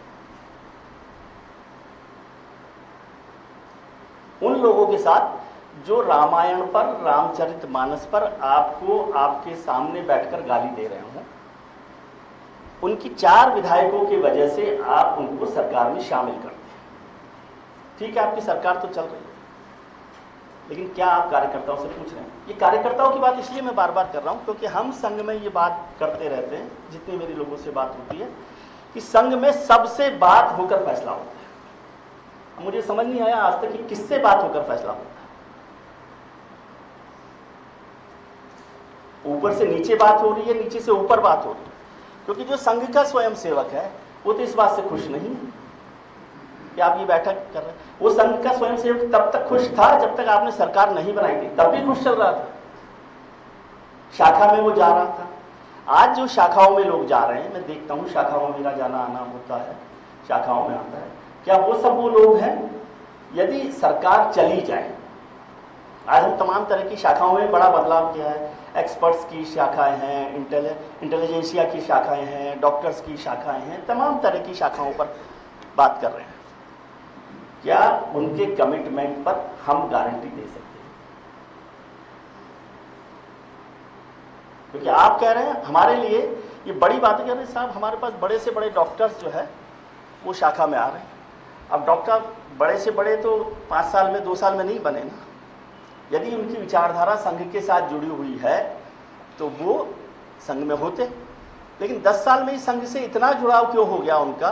क्योंकि उनको एम्स का डायरेक्टर बनना होगा, कहीं गवर्नर बनना होगा, वाइस चांसलर बनना होगा। अब ये सारे सवाल आज भी सब लोगों को कचोट रहे हैं। मुझे नहीं पता कि हमारे सब जो बुजुर्ग लोग हैं, बड़े लोग हैं, वो ये सवाल मन में रखते हैं या करते हैं या नहीं होते। ये भी हो सकता है केवल मुझे ही ये सवाल आते हो, या जो लोग मुझसे मिलते हैं वो ये सवाल खड़े करते हैं कि भाई इस तरह से कैसे चलेगा कि ये सब लोग जो नए नए लोग हैं जो आ रहे हैं। अमित शाह जी एक दिन चर्चा कर रहे थे सुंदर सिंह भंडारी जी की। सुंदर सिंह भंडारी को आप सब लोग जानते होंगे। सुंदर सिंह भंडारी जी के साथ मैं बैठा हुआ था एक दिन उनके घर पर राजेंद्र प्रसाद मार्ग में। तो उसी समय टेलीविजन पर खबर आई कि उनको गवर्नर बना दिया गया बिहार में। ठीक है, तो मैंने कहा अब क्या करेंगे? तो बोले करना क्या है, ये सामने पेटी पड़ी है जिसमें 2 ड्रेस पड़ी है, उठ के वहां चले जाएंगे। ये तो सामान्य बात है। लेकिन अमित शाह जी ने भारतीय जनता पार्टी के कार्यकर्ताओं की एक बैठक में कहा कि हमें सुंदर सिंह भंडारी से सीखना चाहिए, जो रोटी रुमाल में बांधकर साइकिल पर लगाकर दिन भर काम करने के लिए चले जाया करते थे और संघ का काम करते थे। अब रोटी टिफिन पर बांधने वाले, अब वक्त बदल गया है तो साइकिल पर जाने की जरूरत नहीं है। लेकिन क्या हमारे पास ऐसे प्रतिनिधि तैयार हैं संघ में? आज की तारीख में है जो रोटी साइकिल पर ना जाए। अब तो हवाई जहाज में भी नहीं जाते, चार्टर्ड में जाना होता है। थोड़ा सा खराब बोल रहा हूं मैं संघ के एक और बड़े पदाधिकारी साहब के साथ बैठा हुआ था। तो हम नीचे उतर कर आए दिल्ली के एक बड़े कार्यालय में, यदि आप लोग गए होंगे तो जानते होंगे, उनका एक निजी कार्यालय बड़ा। वहां से हम दोनों लोग नीचे उतर कर आए, उनको किसी कार्यक्रम में जाना था। बड़े लोग हैं, बड़े का मतलब बहुत बड़े लोग। नीचे उतरे तो आयोजक साहब उनके आए थे साथ में नीचे, तो गाड़ियाँ खड़ी थी। ये सच घटना बता रहा हूँ, आपको शौक होगा कि नहीं होगा पता नहीं, मुझे तो शौक हुआ था। उन्होंने गाड़ी देखी, अच्छी गाड़ी थी, 30-35 लाख रुपए की गाड़ी होगी, 3-4 साल पुरानी बात है। उनका ये गाड़ी है, मेरे जाने के लिए ये गाड़ी है, और वो वापस ऊपर चले गए। 1 घंटा लगा, जब बड़ी गाड़ी 2-2.5 करोड़ रुपए की गाड़ी आई। ये सच घटना बता रहा हूं, इसमें कोई एग्जेजरेशन नहीं, क्योंकि मैं उसका प्रत्यक्षदर्शी। और अमित शाह जी का कहानी सुना रहे सुंदर सिंह भंडारी की, कि रोटी बांधकर साइकिल पर चले जाते थे। तो संघ तो बदल ही रहा है, सही बात कहते हैं लोग कि संघ बदल रहा है। भैरव सिंह शेखावत का एक किस्सा बताता हूं आपको। भैरव सिंह जी से भी हमारा परिचय रहा, क्योंकि मैं राजस्थान से रहा हूं, परिवार जैसा रहा, उनका बड़ा स्नेह मुझ पर था। भारतीय जनता पार्टी के एक बड़े नेता 1998 के चुनाव हार गए, वाजपेयी जी के बड़े स्नेह पात्र, आप लोग भी जानते होंगे यहीं के। वाजपेयी जी ने भैरव सिंह जी को फोन किया और कहा कि भैरव सिंह जी चीफ मिनिस्टर थे राजस्थान में, उन्होंने कहा कि इनको राज्यसभा भेज दो राजस्थान से। भैरव सिंह जी ने कहा कि मैं कल आता हूं दिल्ली, आपसे बात करूंगा। आप सोच सकते हैं कि कोई मुख्यमंत्री प्रधानमंत्री वाजपेयी को कहे कि मैं कल घर आकर बात करूंगा, दिल्ली आकर बात करूंगा, तो उनका आइए। अगले दिन दिल्ली आए भैरव सिंह शेखावत और प्रधानमंत्री जी से कहा कि मैं उनको राजस्थान से राज्यसभा नहीं भेज सकता, राजस्थान से चुनाव नहीं लड़ा सकता। तो वाजपेयी जी ने कहा क्यों? बोले मेरा कार्यकर्ता अभी दरी बिछाता है, कुर्सी बिछाता है, मंच लगाता है, और जो हम सामूहिक रूप से पूरी सब्जी मंगवाते हैं वो खाकर काम करता है, वोटर को लेकर आता है। यदि वो यहाँ आ गए तो फिर 5 स्टार होटल का, बड़ी गाड़ियों का, एसी गाड़ियों का और चार्टेड फ्लाइट्स का काम हो जाएगा, और वो मेरे लिए मुश्किल काम होगा। और उन्होंने उन्हें राजस्थान से नहीं भेजा। आज ऐसा कर सकते हैं हम लोग। मैं भारतीय जनता पार्टी के दफ्तर में जाता हूं तो बहुत बड़ा रूम है, पता नहीं आप लोगों को मौका मिला कि नहीं, दीनदयाल उपाध्याय मार्ग पर, जहां पर केवल एक बोर्ड लगा हुआ है जिस पर केवल नेताओं की चार्टेड फ्लाइट्स का शेड्यूल लिखा हुआ है। और यदि किसी नेता के लिए चार्टेड फ्लाइट का इंतजाम नहीं किया है तो वो जो देख रहा है कोऑर्डिनेटर, उससे नाराज हो जाता है। दिल्ली के इंदिरा गांधी इंटरनेशनल एयरपोर्ट के ए टर्मिनल पर जाइए, वहां पे सारे प्राइवेट फ्लाइट्स, चार्टेड फ्लाइट्स जाती हैं, और एक बार नजर डालकर देखिए कि क्या वहां पर जाने वालों में 70%, 60%, 80% लोग भाजपा के नेता और संघ के प्रतिनिधि हैं कि नहीं। तो जाहिर है संघ बदल रहा है, कौन गलत कहता है? हम चर्चा रोज करते हैं कि संघ बदल रहा है। अब मैं क्या अपेक्षा करूं? मैं भी यही अपेक्षा करूं कि मुझे चार्टेड फ्लाइट्स भेजते तो मैं आ जाता, या किसी कार्यक्रम में जाना होता तो मैं वहां जाता। मैंने अपनी किताब में लिखा तो काफी नाराजगी हुई कि दीनदयाल उपाध्याय मार्ग पे भारतीय जनता पार्टी का दफ्तर है। आप में से पता नहीं कितने लोग गए कि नहीं गए, वो 5 स्टार दफ्तर है एक तरह से। तो मैंने कहा कि वहां पर दीनदयाल जी यदि आए, खुद दीनदयाल जी आए, तो उन्हें पार्टी दफ्तर में एंट्री नहीं मिलेगी। क्या आप सच जानते हैं? भारतीय जनता पार्टी के मुख्यालय पर गेट के अंदर आप नहीं जा सकते जब तक कि आपका अपॉइंटमेंट अंदर नहीं हो। किसी पार्टी कार्यालय में होता है ऐसा? कोई जनता से जुड़ी पार्टी में ऐसा हो सकता है? और उससे भी आगे कि पार्टी के एक बड़े महासचिव के साथ मैं बैठा हूं, किसी प्रदेश के अध्यक्ष आए हैं मिलने उनसे, जिन्होंने उन्होंने समय दिया है, और उन्होंने नीचे से फोन किया गया कि प्रदेश अध्यक्ष जी आपसे मिलने आए हैं। तो महासचिव साहब ने कहा कि उन्हें बोली कि वो नहीं है। ये भी सच्ची घटना मैं बता रहा हूं। अब देवव्रत जी को याद कीजिए। हम तो अभी 2025 की बात कर रहे हैं। देवव्रत जी ने क्या कहा, ये भी बड़ी इंटरेस्टिंग रहता है। देवव्रत जी दिसंबर 1973 नागपुर, फैक्ट्स की बात कर रहा हूँ, शीतकालीन शिविर है नागपुर का, उसमें क्या कहते हैं देवव्रत जी कि चरित्र और विश्वसनीयता का संकट है। ये 1973 की बात बता रहा हूँ। शीतकालीन शिविर यह रिकॉर्डेड बात है जिसमें उन्होंने कहा कि चरित्र और विश्वसनीयता का संकट है। क्या सबसे जरूरी है उसे पूरा करना है। हम जिम्मेदारियों को टालते आए हैं, बचने की कोशिश करते रहे हैं, ये नहीं होना चाहिए। ये बाला साहब देवरस कह रहे हैं, जो सरसंघ चालक है, तीसरे सरसंघ। मैं जोर देकर नहीं कह सकता कि स्वयं सेवक लोभ में नहीं आते होंगे, लेकिन बहुत से सवाल हैं, जवाब ढूंढने होंगे। विजय त्रिवेदी 2025 में कह रहा है, बाला साहब ने तो 1973 दिसंबर में कही है ये बात। क्या हम उन सवालों के जवाब ढूंढ रहे हैं? क्या मैं ये अपेक्षा कर सकता हूं कि हम उन सवालों के जवाब ढूंढेंगे? बहुत सारी बातें होती है। अभी 2024 में जब संघ का शताब्दी वर्ष शुरू होने की बात हुई तो बड़ा एक कार्यक्रम रखा गया था पंच परिवर्तन का।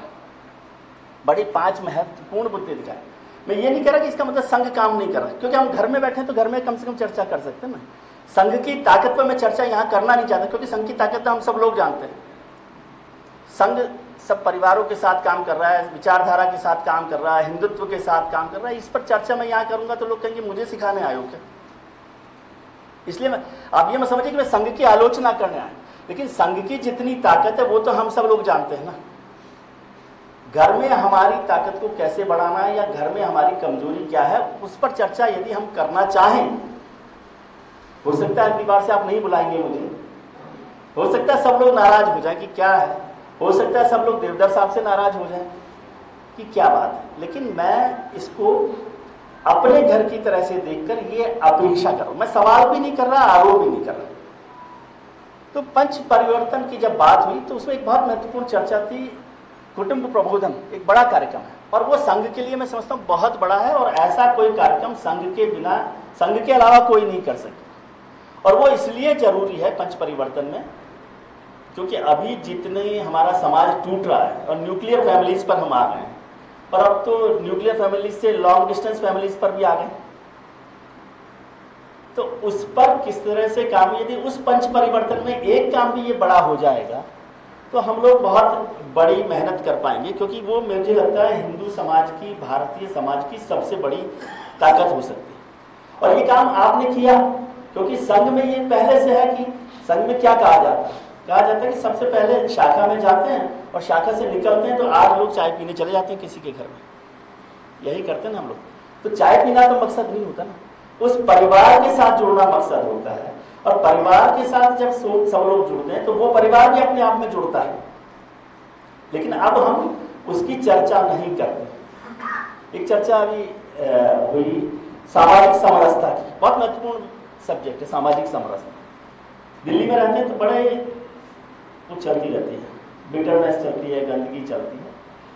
सामाजिक समरसता पर संघ ने कितना काम किया ये सब लोग जानते हैं, क्योंकि वो लगातार कर रहे हैं। लेकिन अब एक नया मुद्दा आया, उसमें कहा गया ये सामाजिक समरसता क्या है।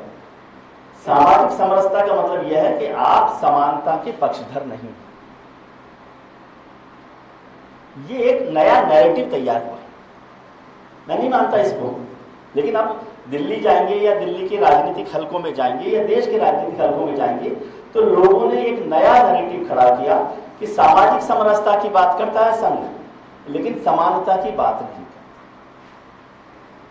अब वो लोग इसको नहीं समझ रहे कि जो मोहन भागवत जी ने कहा कि एक गांव, एक शमशान, एक कुआं, एक मंदिर, ये समानता है कि समरसता है कि क्या है। तो सामाजिक समरसता और समानता पर हम कैसे चर्चा कर रहे हैं, और हिंदुत्व को लेकर जब हम चर्चा करते हैं और कहते हैं हम जाति जनगणना नहीं कराएंगे लेकिन जातियों में समरसता रखेंगे, तो उस पर नैरेटिव। अब यहाँ पर क्या बात हुई कि अभी मैं एक देहरादून के कार्यक्रम में था, संघ से समर्थक लोग बहुत सारे थे जिसमें उन्होंने चर्चा की, वहाँ बड़े लोग बैठे हुए थे, उसमें हमारे संघ की एक पत्रिका के संपादक भी थे। तो ये बात हुई कि आज देश में फेक नैरेटिव चलाया जा रहा है। ये बात सच है। वो फेक नैरेटिव का नतीजा हमने 2024 के चुनावों में देख लिया।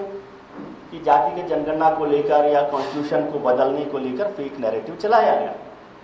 ये सबने मान लिया कि फेक नैरेटिव था और उसका नुकसान हमें उठाना पड़ा। लेकिन क्या आज भी हम ये सोचने के लिए तैयार हैं कि जब सत्ता हमारे पास है, संगठन हमारे पास है, शक्ति हमारे पास है, पैसा हमारे पास है, पावर हमारे पास है, फिर किसी का फेक नैरेटिव क्यों चल रहा है? जो लोग फेक नैरेटिव चला रहे हैं, मैं ये कह ही नहीं रहा कि फेक नैरेटिव नहीं चला रहे, लेकिन फेक नैरेटिव भी चल रहा है, तो इसका मतलब हमें तो अपने आप को इंट्रोस्पेक्ट करना पड़ेगा ना। या यहां पर आकर मैं कह दूं कि देखिए वो लोग फेक नैरेटिव चला रहे हैं, बताइए हम क्या करें? अब बताइए क्या करें? लेकिन इस पर हम विचार ही नहीं कर रहे, और विचार कर रहे हैं तो उस ताकत से विचार नहीं कर रहे कि फेक नैरेटिव क्यों चल रहा है। यह भी एक सवाल है, एक अपेक्षा है जो मैं समझता हूं कि इस पर भी हमें चर्चा करनी चाहिए। एक चर्चा बहुत हुई कि जैसे अभी सर ने भी कहा कि जब सर संघचालक कहते हैं कि हर मस्जिद में शिवलिंग नहीं ढूंढना चाहिए, तो फिर ये रोज रोज का विवाद क्यों होता है? तो 2-3 मित्रों ने मुझे बहुत अच्छी बात की, उन्होंने कहा आप समझे नहीं इस बात को। उन्होंने कहा कि सर संघचालक ने कहा कि हर मस्जिद में शिवलिंग नहीं ढूंढना चाहिए, इसका मतलब इसमें क्या बात है?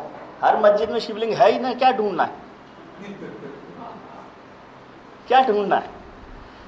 तो ऐसे मुद्दे जिससे हमारी इमेज पर कोई असर पड़ रहा हो, और जो मैं नहीं समझता, क्योंकि मैं तो ईमानदारी से कहूँ तो ये मानता हूँ कि सर संचालक जो आज हैं मोहन भागवत जी, मैं उन्हें बाला साहब देवरस के बाद एक रिवोल्यूशनरी सर संघचालक के तौर पर देखता हूँ। रिवोल्यूशनरी इसलिए क्योंकि अपने ही जो सोच समझ है उससे भी आगे निकलना, आउट ऑफ द बॉक्स निकलना, उस पर काम करना, जैसे बाला साहब ने भी किया। बाला साहब देवरस 1974 में पुणे की जो व्याख्यानमाला है, क्या बोलते हैं, वसंत व्याख्यानमाला, वसंत व्याख्यानमाला में 1974 में कहता है कि जो छुआछूत अगर पाप नहीं है तो दुनिया में कोई पाप नहीं है।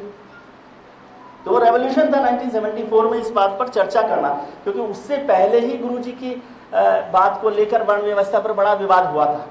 अब गुरुजी की वर्ण व्यवस्था पर कोई चर्चा करे और उसके बाद सर संघचालक कह दे कि छुआछूत से बड़ा कोई पाप नहीं है, तो ये रिवॉल्यूशन हुआ ना। ये एक हिम्मत भरा काम है, जोखिम भरा काम है।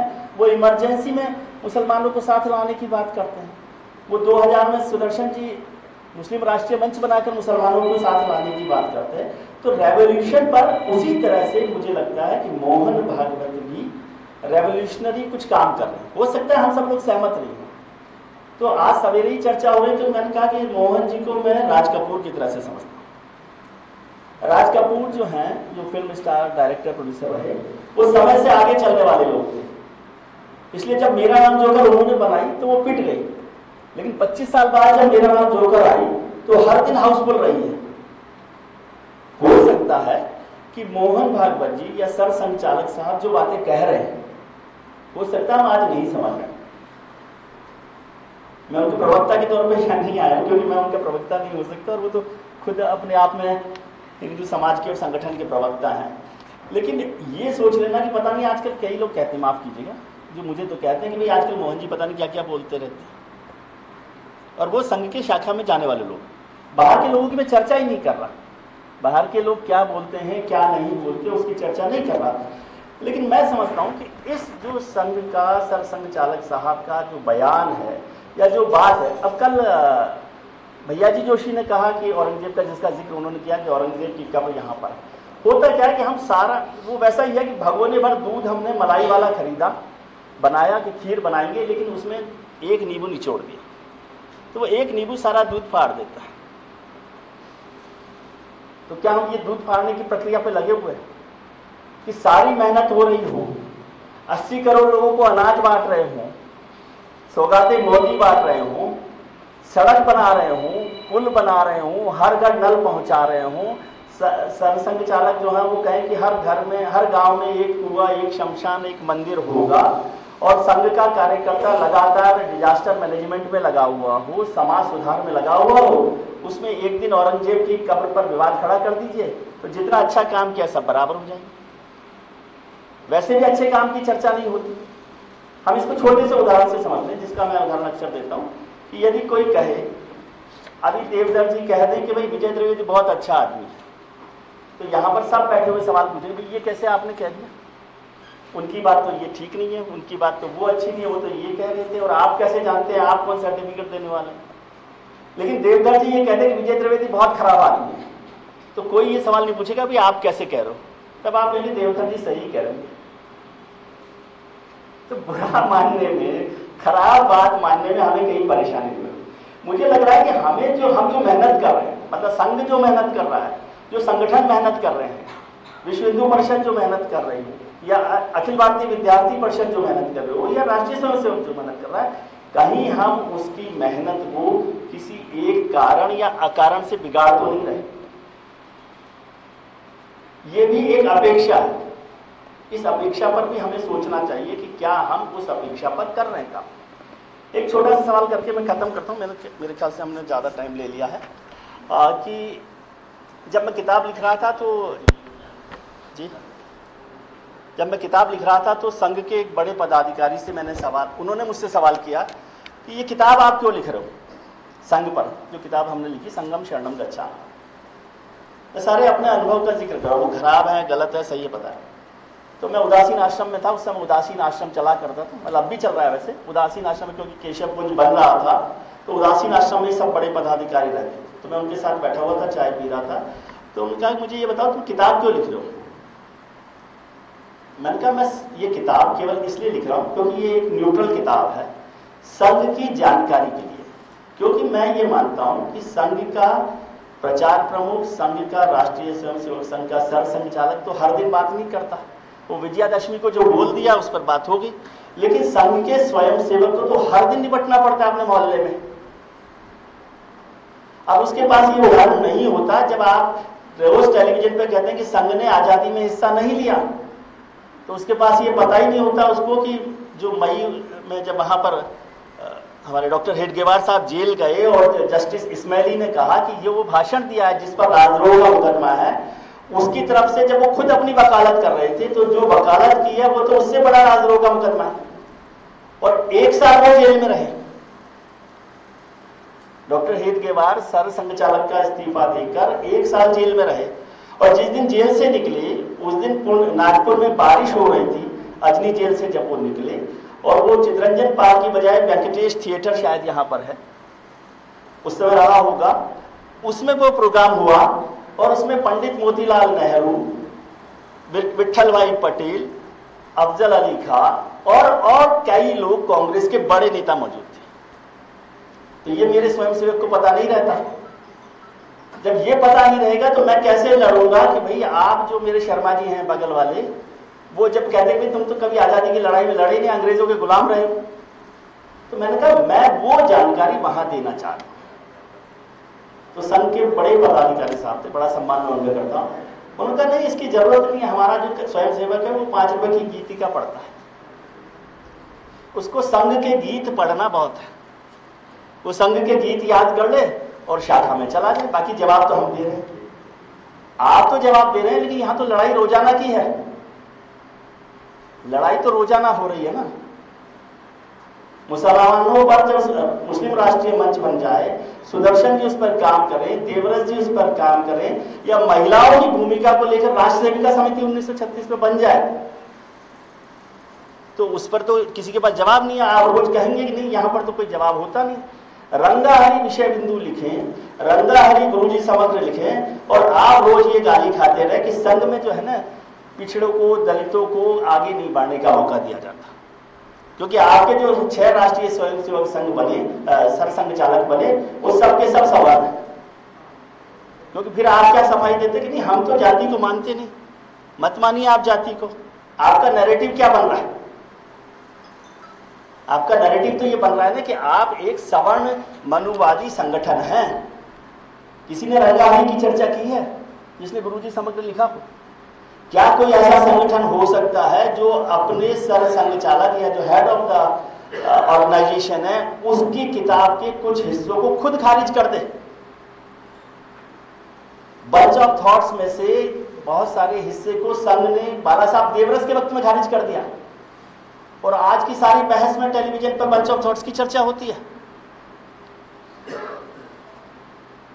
आज सारी गाली आप बंच ऑफ थॉट्स के नाम पर दे रहे हैं। संघ वालों को तो पता ही नहीं कि बंच ऑफ थॉट्स में क्या हुआ क्या नहीं हुआ, गुरुजी समग्र में क्या लिखा गया। तो ये इसलिए मैं ये समझता हूं कि ये सारी अपेक्षाएं हमारी हैं कि क्या इस शताब्दी वर्ष में जब हम समरसता की बात कर रहे हों और संघ विहीन समाज की बात कर रहे हों, परम वैभव की बात कर रहे हों, तो ये जो हमारे अगले 6 महीने हैं या अगला जो साल है, क्या वो हमारी इंट्रोस्पेक्शन का वक्त है? क्या हम अपना इंट्रोस्पेक्शन करने के लिए तैयार हैं? पहला तो यही सवाल है कि क्या हम तैयार हैं कि नहीं हैं। इंट्रोस्पेक्शन तो बाद में करेंगे हम लोग, तो इंट्रोस्पेक्शन पर ये बात जब हम लोग करते हैं तो उससे शायद आगे बात बढ़ेगी। और इसमें से ज़्यादातर जो मैंने अपेक्षा रखी, जो बातें की, वो सारे संघ से जुड़े हुए लोगों की। ये आप मत मानिए कि कोई वामपंथी विचारधारा वाले ने मुझे ये सवाल दिए, एक भी सवाल वामपंथी विचारधारा वालों का नहीं, ईमानदारी से आप मानिए। वो सारे लोग संघ से लंबे समय से जुड़े हुए लोग हैं, जिनके साथ हमारा संपर्क बना रहता है। तो out of the box introspection, commitment को लेकर किस तरह से क्या हम रीएवेल्यूएट कर सकते हैं, ये सारे, और ये सब वो है इसलिए तकलीफ होती है क्योंकि संघ से बड़ा संगठन नहीं है। 100 साल सस्टेन करना ही अपने आप में बड़ी बात है। दुनिया भर में कोई संगठन नहीं है जो 100 साल चला। आप डॉक्टर हेडगेवार को विजन को सोचिए, गुरुदक्षिणा की बात को जब हम लोग करते रहते हैं कि इंडिपेंडेंस, फाइनेंशियल इंडिपेंडेंस की बात करते हैं, तो ऐसा संगठन तो 100 साल पहले सोच लिया गया। उन सब ताकतों के बाद, 1 करोड़ लोगों के बाद, दुनिया भर के 40-45 देशों में संगठन वहां पर मौजूद है। वहां परिवार, आप महिलाओं की बात करते हैं, वहां तो परिवार शाखाएं हुई हैं।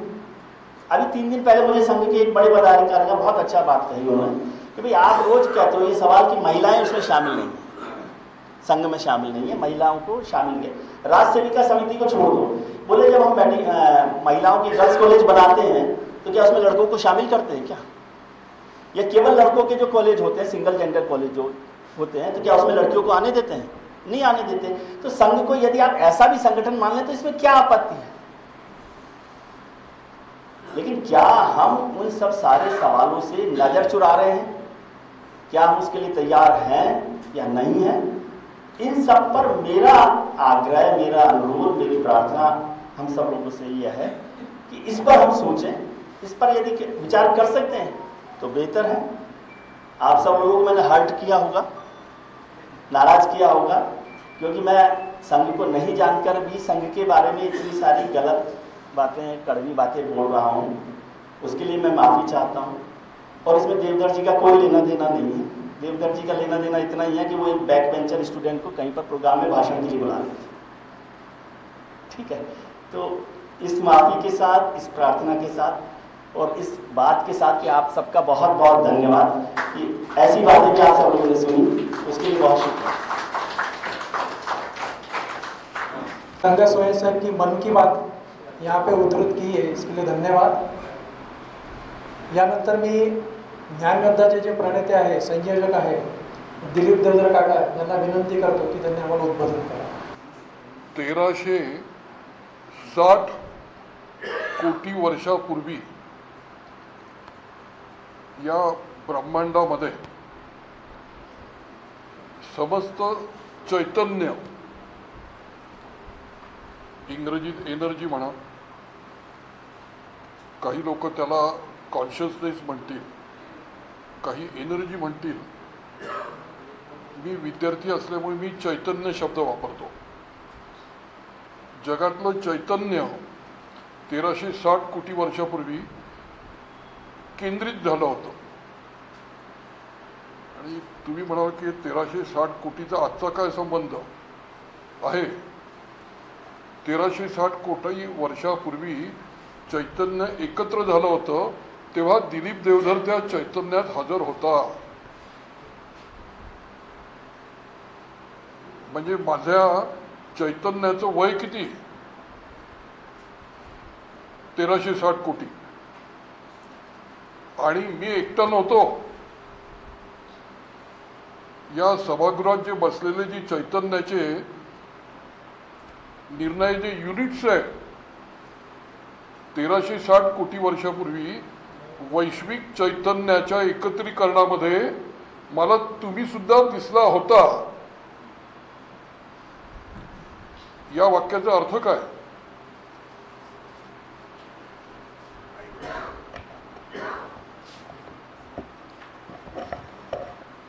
या वाक्याचा अर्थ प्लेन आहे.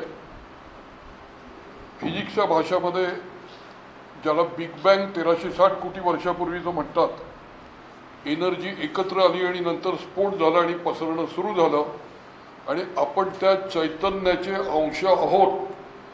ही कॉस्मॉलॉजी, हे फिजिक्स, हे वैदिक विज्डम, हे प्राचीन भारतीयांचं, त्यांना हिंदू म्हणा, भारतीय म्हणा, इंडियन म्हणा, पाहिजे तो शब्द वापरा, त्यांचं हे विचार नवनीत आहे.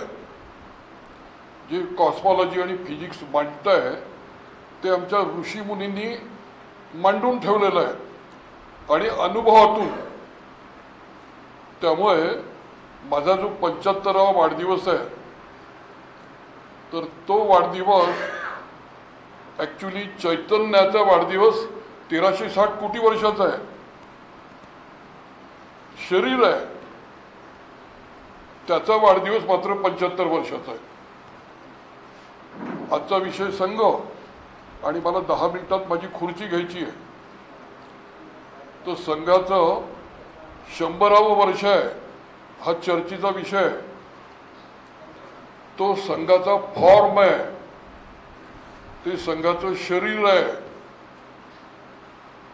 1360 कोटी वर्षाच्या चैतन्याचा जो प्रवास आहे, संघ त्याचं प्रतिनिधित्व करतो. हा मुद्दा लक्षात घ्या.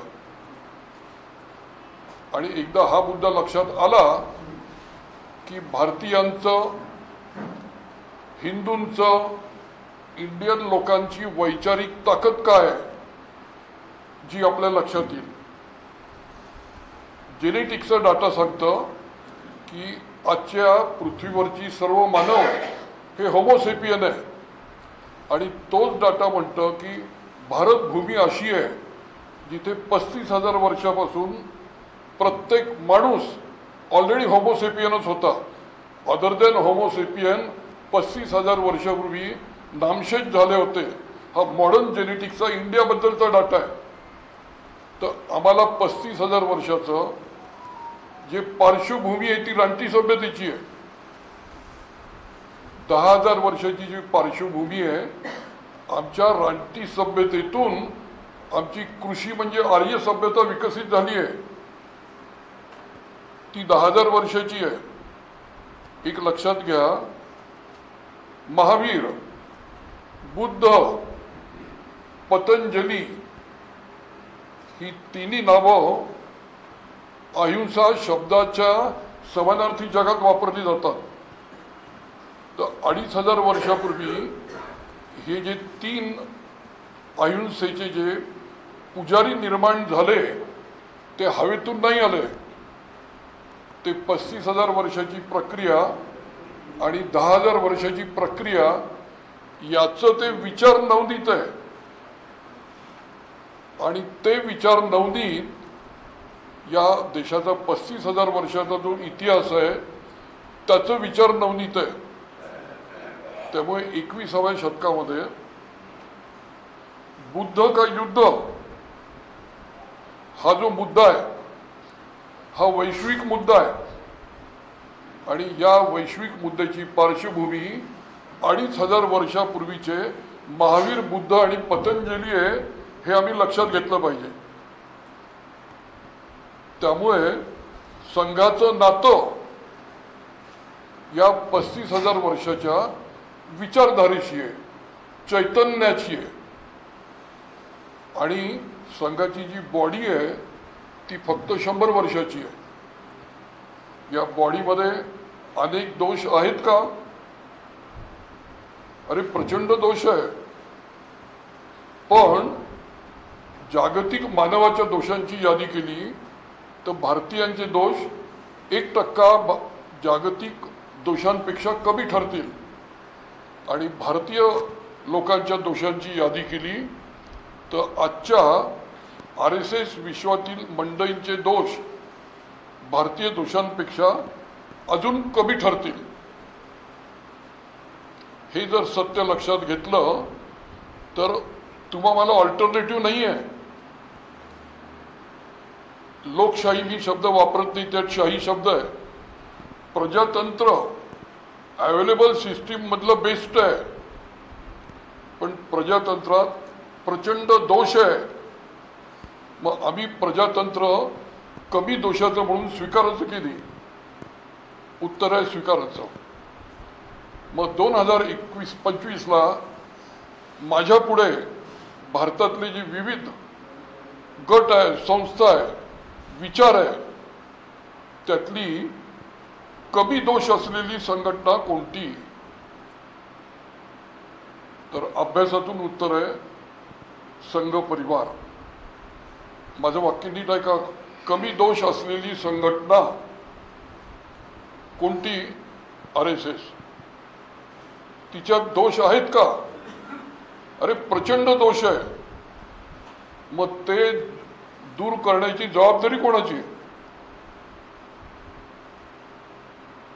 ती जबाबदारी विदेशी लोकांची का भारतीय लोकांची? तर आमची. आणि आमची असल्यामुळे आम्ही संघ कमी दोषाचं मान्य करून गेल्या 100 वर्षामध्ये जी त्यांनी शक्ती निर्माण केली आहे ती इतरांच्या तुलनेमध्ये सुपिरियर आहे. मी तुलनात्मक दृष्ट्या बोलतोय. 100 वर्षाचे झालंय ते जगात कुठेही घडलेलं नाही. मग असं जे आहे तर त्याच्यातले दोष समोर आले तर दूर होतील. आणि गेल्या 26 वर्षापासून अनेकांच्या शिव्या खात मी नेमकं काय करतो हे तुम्हाला सांगतो. नेमकं हे करतोय पत्रकार मित्रांबरोबर 26 वर्षापासून चालू आहे. तर एक्झॅक्टली काय चालू आहे? जेव्हा पत्रकारांना दोष दिसतील आणि प्रामाणिक पत्रकारांना जेव्हा दोष दिसतील तेव्हा संघ भविष्यातल्या 22 वर्षात बरं व्हायची गॅरंटी आहे. कारण बदमाश लोकांना दोष दिसले तरी ते त्याचं भांडवल करून सौदे करतात, आणि चांगले लोकांना दोष दिसले तर चांगले पत्रकार ते दोष समोर मांडतात. आणि 100 वर्षाचा संघाचा इतिहास आहे. ओपन सिस्टीम असल्यामुळे तो दुरुस्त होतो. येत्या 22 वर्षात विकसित भारत करायचा असेल तर दोष कमी केले पाहिजे. मग कमी केले पाहिजे तर मदनदास देवींचं एक वाक्य सांगून टाकतो. मदनदास देवींचं वाक्य आहे की संघ परिवारामध्ये विविध पद्धतीचे लोक आहे. नको ते बोलणारे एवढे लोक आहे त्यांना मीडिया फोकसमध्ये आणतं आणि संघाची बॅड इमेज होते. म्हटलं मग दुःख कशातलं आहे? दुःख मदनदास देवी म्हणे याच्यात आहे, चांगलं बोलणारे शिस्तीच्या नावाने बोलतच नाही. वाईट बोलणारे बोलतात, बॉक्स आयटम बनतो, चांगलं बोलणारे बोलतच नाही. माझ्या लक्षात आलं मदनदासजींना काय म्हणायचं आहे. मदनदासजींना हेच म्हणायचं होतं की चांगले मुद्दे सुद्धा जर पत्रकारांसमोर आले आणि पॉझिटिव्ह पद्धतीने आले तर संघ बदलतो. आता मी वर्किंग स्टाईल म्हणून तुम्हाला मुद्दा म्हणून सांगतो. 30 मार्चला मोदी भागवत एकत्र आले, 25 वर्षांनी आले. याच्या मागचा इतिहास सांगत नाही, पण एवढंच सांगतो की 2023ला दत्तात्रय होसबळे सरकार्यवाह यांच्याकडे काही मुद्दे लक्षात आणून दिले गेल्यानंतर त्यांनी सांगितलं इतर अनेक मुद्दे मीडियात जातात, फायदा होतो, पण हा जरा काही दिवसांनी जाऊ द्या, थांबा. ही घटना आहे ऑगस्ट 2023ची. आणि नरेंद्र मोदी स्मृती मंदिरात आले त्यांच्या बाजूला सरसंघ चालक होते. आपल्या माधव नेत्रालयामध्ये दोघांची जाहीर भाषणं झाली आणि मोदी संघ प्रचारकाचं बौद्धिक देऊन गेले. आता तुम्ही म्हणाल मग याच्यातनं पत्रकार काय करू शकतात? तर पत्रकारांकडे काही मुद्दे समोर आले तर त्याच्यावर झोड उठली की संघ बदलतो. मी जाहीर रीतीने भविष्यातली झोड उठवण्यासाठी मुद्दा देतो आणि असे मुद्दे मी गेल्या 26 वर्ष देत असतो. माझा ताजा मुद्दा आहे पत्रकारांना की तुम्ही स्मृती मंदिरातले फोटो बघितले. त्या फोटोत 6 जण होते. गडकरी, फडणवीस, मोदी म्हणजे 3 BJPचे. उरलेले 3 जण होते भागवत, जोशी, तेलंग.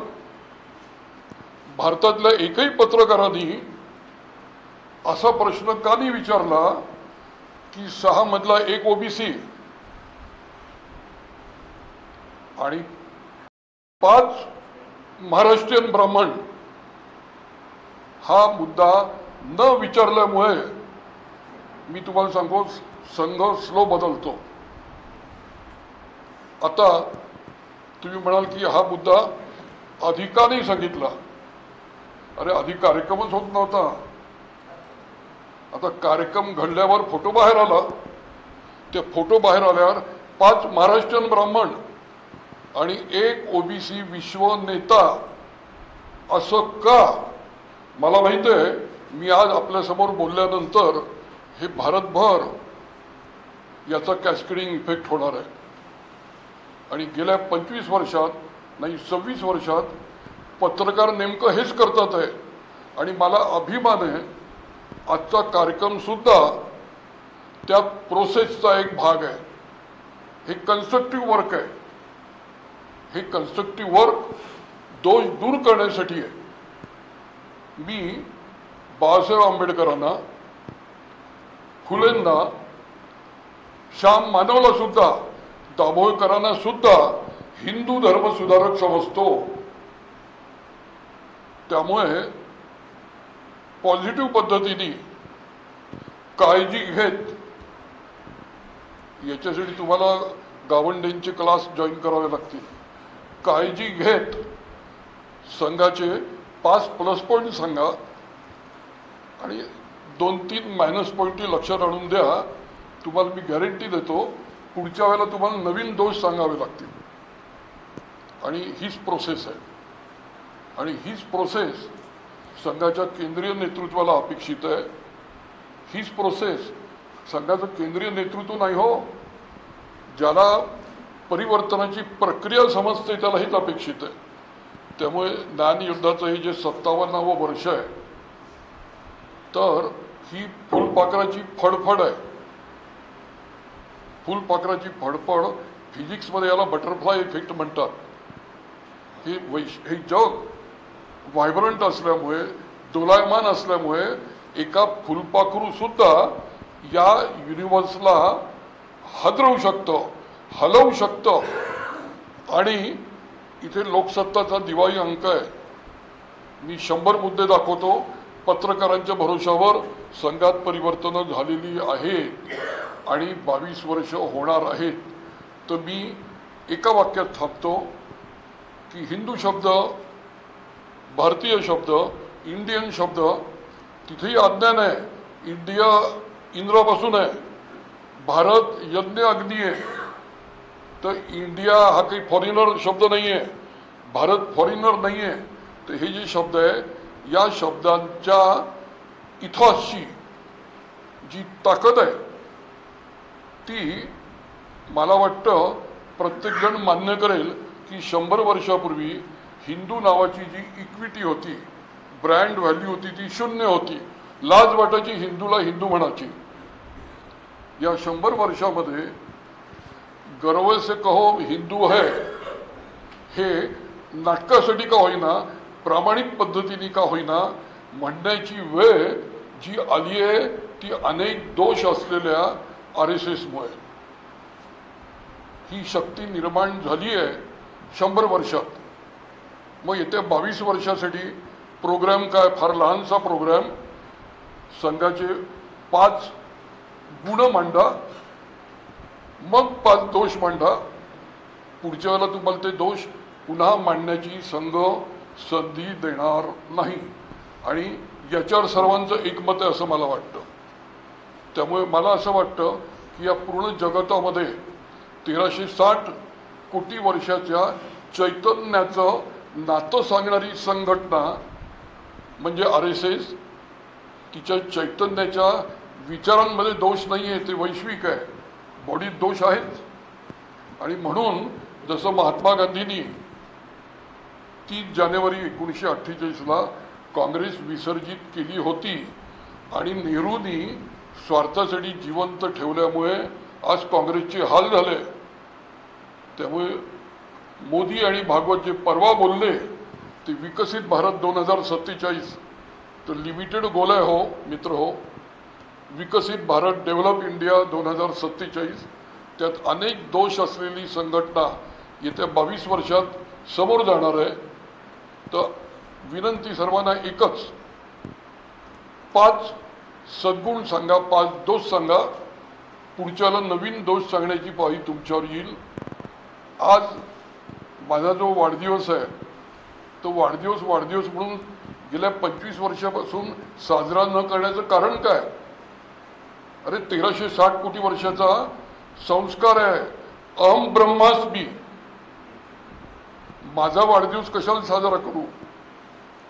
मोठ्यांच्या वाढदिवसात माझी बौद्धिक ॲक्टिव्हिटी करण्यात शहाणपण आहे. आणि दुसरं 1360 कोटी वर्षातला संदेश आहे चरैवेती. चरैवेती म्हणजे काय? अहम ब्रह्मास्मी म्हणजे बीज ब्रह्म आहे, बीज चैतन्य आहे. आणि चरैवेती म्हणजे बाबा रे चालत राहा, डायनामिक राहा, कार्यरत राहा. 2047ला संघ समाधी घेतल्यानंतर एका नवीन अवताराचा जन्म होणार आहे. हे भारतीयांचं वैशिष्ट्य आहे. इथे 9 अवतार सांगितले गेले, 10वा येणार आहे म्हणतात. त्यामुळे संघ हे अल्टिमेट नाही, हा 1360 कोटी वर्षातला चैतन्याचा प्रवासातला एक टर्निंग पॉइंट आहे. तर हे जर आपण लक्षात घेतलं तर अहम ब्रह्मास्मी आणि चरैवेती यातून आपण 22 वर्ष गुणदोष हिमतीने सांगण्याचं, ज्यांना वेस्टेड इंटरेस्ट नाही आहे तेच करू शकतील, ते करणं ही संघाची सेवा नाही आहे, ही मानवतेच्या 1360 कोटी वर्षाच्या उत्क्रांतीच्या प्रक्रियेचा गौरव करणं आहे. या शब्दांनी मी विराम घेतो. आणि 100 वर्ष होऊन गेली आहे, दोष अनेक आहे. 22 वर्षात जेवढं चांगल्या 4 गोष्टी घडून आणता येतील त्या घडून आणूया, या अपीलनी मी थांबतो. धन्यवाद. धन्यवाद दिलीप काका. आपल्याला माहीत आहे की आपल्याला प्रत्येक महिन्याच्या दुसऱ्या शनिवारी आपल्या इथे ज्ञान योद्धा व्याख्यानमाला ही होत असते. त्या अनुषंगाने येणाऱ्या 12 एप्रिलला शनिवारी रोजी याच हॉलमध्ये ठीक 4:30 वाजता आपल्याला 13 वक्ते आहे, त्यांचं आपल्याला 10 मिनिटाचं वक्तव्य आपल्याला ऐकायला मिळतील. आणि विषय आहे संघ प्रोसेस नागपूर टू विश्व. हा सब्जेक्ट आपला आहे. 12 एप्रिलला शनिवार येतो 4:30 वाजता या ठिकाणी सगळ्यांना पुन्हा एकदा आमंत्रण आहे. यानंतर आपलं जे आत्तापर्यंत ते 2 तासाचे विचारमंथन झालं, त्या विचारमंथनला अध्यक्षीय मनोगत व्यक्त करण्यासाठी मी आमंत्रित करतो आजच्या कार्यक्रमाचे अध्यक्ष सुनीलजी कोईकर. सगळ्यांना नमस्कार. खरं म्हणजे ज्यांनी बोलू नये असं अपेक्षित असते तो कार्यक्रमाचा अध्यक्ष असतो, पण परंपरा म्हणून मी एक 5 मिनिटं आपल्याशी संवाद साधतो. मंचावर उपस्थित सगळे मान्यवर आणि आपण सगळे सवृत्त नागरिकगण, एक 2 उदाहरणं आहेत. एक साधारणतः काही दिवसांपूर्वी निवडणुकीच्या प्रचाराच्या दरम्यान दिग्विजय सिंग बोलले होते, राहुल गांधींनी संघ आणि भाजपावर टीका केल्यानंतर की एक काळ होता की आता तर राहुल गांधी बिनधोकपणे बोलू शकत आहे, बोलतात आहे. एक काळ होता की आम्ही जेव्हा काँग्रेसच्या प्रचारासाठी म्हणून गुजरातमध्ये जायचो, प्रचार सभा घ्यायचो, तेव्हा काँग्रेस पक्षामधूनच वरून आदेश असायचा की इथे संघाच्या विरोधात फार बोलू नका, नाहीतर हिंदू नाराज होते. हे एक उदाहरण आहे. आणि आता लोकसभा निवडणुकीच्या काळामध्ये भाजपाचे अध्यक्ष JP नड्डा यांनी एक विधान केलं होतं की आता पोरगा मोठा झाला आहे, त्याला त्याच्या ताकदीने त्याच्या पायावर उभं राहू द्या. म्हणजे संघाने आता फार भाजपाच्या कामात लुडबुड करू नये, भाजपाला त्यांच्या पद्धतीने काम करू दिलं पाहिजे. त्याच्यानंतर लागलेले लोकसभा निवडणुकीचे निकाल, त्याच्यानंतर 2 राज्यात झालेल्या निवडणुकीचे निकाल आणि त्याच्यानंतर महाराष्ट्राच्या निवडणुकीच्या पार्श्वभूमीवर भाजपाची संघाबद्दलची बदललेली भूमिका, एकूणच या निवडणुकीमध्ये संघाने पार पाडलेली महत्त्वाची भूमिका आणि त्याच्यानंतर बदललेलं महाराष्ट्राचं चित्र, हे सगळं बघितल्यानंतर एक गोष्ट स्पष्ट होते की भाजपाची सत्ता कितीही असू द्या, कुठेही असू द्या, ग्राउंड लेवलला काम संघाचंच आहे. आणि हे काम, ही ताकद जी आहे, ही गेल्या 100 वर्षातली ताकद ही विनाकारण निर्माण झालेली नाही. याच्यात त्याग आहे, तपस्या आहे, बलिदान आहे, साधना आहे, सगळं आहे. आणि ही जी ताकद आहे, हे ज्या कामाच्या भरोशावर ही ताकद निर्माण झाली आहे, ते काम करण्याची पण जी एक दिशा आहे, त्याच्या मागे पण सततचं एक चिंतन आहे, सततचं एक मनन आहे, त्याची एक प्रोसेस आहे. आता देवधर सर म्हणाले तसं त्या चिंतनातून निर्माण झालेलं प्लॅनिंग, त्याचं इम्प्लिमेंटेशन आणि एखाद्या गोष्टीचं इम्प्लिमेंटेशन केल्यानंतर पुन्हा त्याचा अभ्यास करणे, पुन्हा नवीन पार्श्वभूमीवर, नवीन याच्या बॅकग्राऊंडवर त्याचा पुन्हा एकदा त्याचं चिंतन मनन करणे, पुन्हा एकदा नव्याने काळाच्या गरजेनुसार आवश्यक असलेले बदल ॲड करून मग पुन्हा त्याचं नव्यानं प्लॅनिंग करणे, पुन्हा त्याचं एक्झिक्युशन करणे आणि मग पुढे जाणे, याच्यातून एक प्रकारची जी परिपक्वता आहे किंवा एक परफेक्शन ज्याला म्हणतात एखाद्या कामातलं, ते साधलं जाणे, हे जे संघाच्या बाबतीत घडू शकलं आहे. मला असं वाटतं की इतर संघटना समाजातल्या, देशातल्या आणि संघ याच्यातला नेमका फरक काय आहे तर हा आहे. आज जवळपास एक 32 वेगवेगळ्या परिवारातल्या संघटना आहे. संघ हा विशाल वटवृक्ष आहे असं म्हटलं जातं आणि त्याच्या ज्या शाखा आहेत त्या माध्यमातून प्रत्येकाचं एक स्वतंत्र अस्तित्व आहे. आणि त्याच्यामध्ये पण त्यातल्या काही शाखा, म्हणजे काही ज्या ब्रँचेस आहेत, काही ज्या क्षेत्रातलं काम आहे, हे तर अलीकडच्या काळातला, म्हणजे संघ काळानुरूप, मगाशी देवेंद्र गावंडे म्हणाले तसं की कोणी असो, व्यक्ती असेल, संस्था असेल, एखादा राजकीय पक्ष असेल, काळानुरूप बदलता ज्याला येते तोच पुढे जातो आणि संघ पुढे गेलेला आहे. म्हणजे संघाने जे बदल स्वीकारले, काळाची गरज म्हणून स्वीकारले, म्हणजे छोट्या छोट्या गोष्टी आहे, हाफ पॅन्टवरून फुल पॅन्टवर जाण्याचा विषय असेल किंवा कालपर्यंत जे आपले नाहीच असं वाटणारे विषय असेल, अगदी मुस्लिम समाज हा पण संघाचा एक भाग असू शकतो हे मान्य करणे, LGBT समूह हा पण याच्याकडे पण बघितलं पाहिजे सहानुभूतीने किंवा तो पण या समाजाचा घटक आहे, त्याला पण आपलं मानलं पाहिजे, हे समजून घेत स्वतःमध्ये बदल करत जाणे आणि त्याच्यानुरूप वागत जाणे, हा जो भाग आहे हा संघ करत गेला म्हणून तो पुढे गेला. म्हणजे मला आठवते, मी चंद्रपूरला आम्ही विद्यार्थी परिषदेचं काम करायचो, संघाशी काही संबंध नाही, डायरेक्ट विद्यार्थी परिषदेत आलो आणि हक्क म्हणून आम्ही संघाच्या कार्यालयात जायचो आणि सगळे ते पोट्टे म्हणतो मी, ते सगळे गेले की जे म्हणजे संघाचं मूळ काम जे आहे, प्रचारक सगळे त्या खोल्यांमध्ये आमचाच आवाज असायचा आणि त्याच्यामुळे तिथले जे प्रचारक होते, एक छान असे मोठे मिशीवाले प्रचारक होते, नाव घेत नाही, ते सतत रागवत राहायचे, काय चाललंय तुमचं. एकदा त्यांनी मला बोलावलं असं, इकडे रे म्हणे, काय नाव आहे तुझं? नाव सांगितलं. किती वर्ष शिक्षित आहे? म्हटलं BSc सेकंड इयरला आहे. ते म्हणाले किती वर्ष शिक्षित आहे? सांगून राहिलो ना BSc सेकंड इयरला आहे. आता त्यांना म्हणायचं की संघदृष्ट्या किती शिक्षित आहे. आता त्यांना हे माहीतच नाही की हा डायरेक्ट विद्यार्थी परिषदेतून आलेला आहे. तर या उदाहरणापासून तर आज समाजातले म्हणजे कदाचितच एखादं क्षेत्र सुटलं असेल, कदाचितच समाजातला एखादा प्रोफेशनमधला एखादा कुठलं प्रोफेशन सुटलं असेल की जिथे संघाचा स्वयंसेवक नाही, जिथे संघाचं काम नाही. इतक्या वेगवेगळ्या क्षेत्रामध्ये संघाचं काम पोहोचवणे आणि समाजातले सगळे क्षेत्र व्यापत जाणे हे संघाला का शक्य झालं याचा जर विचार केला, गुणदोषांचा तर विचार नक्कीच करता येईल, तो झालाही पाहिजे. कारण शेवटी कुठलीच व्यक्ती, संस्था, कुठलाच राजकीय पक्ष परिपक्व परिपूर्ण असू शकत नाही.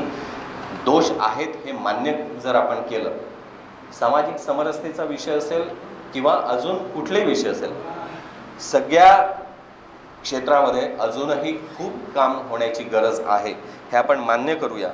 पण ज्या पद्धतीने संघाने सेवा कार्याच्या माध्यमातून एक विश्व निर्माण केलं आहे ते मला असं वाटतं की 2047मध्ये संघ विसर्जित झाला तरी त्या कामाच्या रूपाने संघ अजून पुढची कितीतरी वर्ष संघाचं अस्तित्व कायम राहणार आहे, एवढीच म्हणजे याची खात्री आपण सगळ्यांनीच बाळगायला हरकत नाही. धन्यवाद.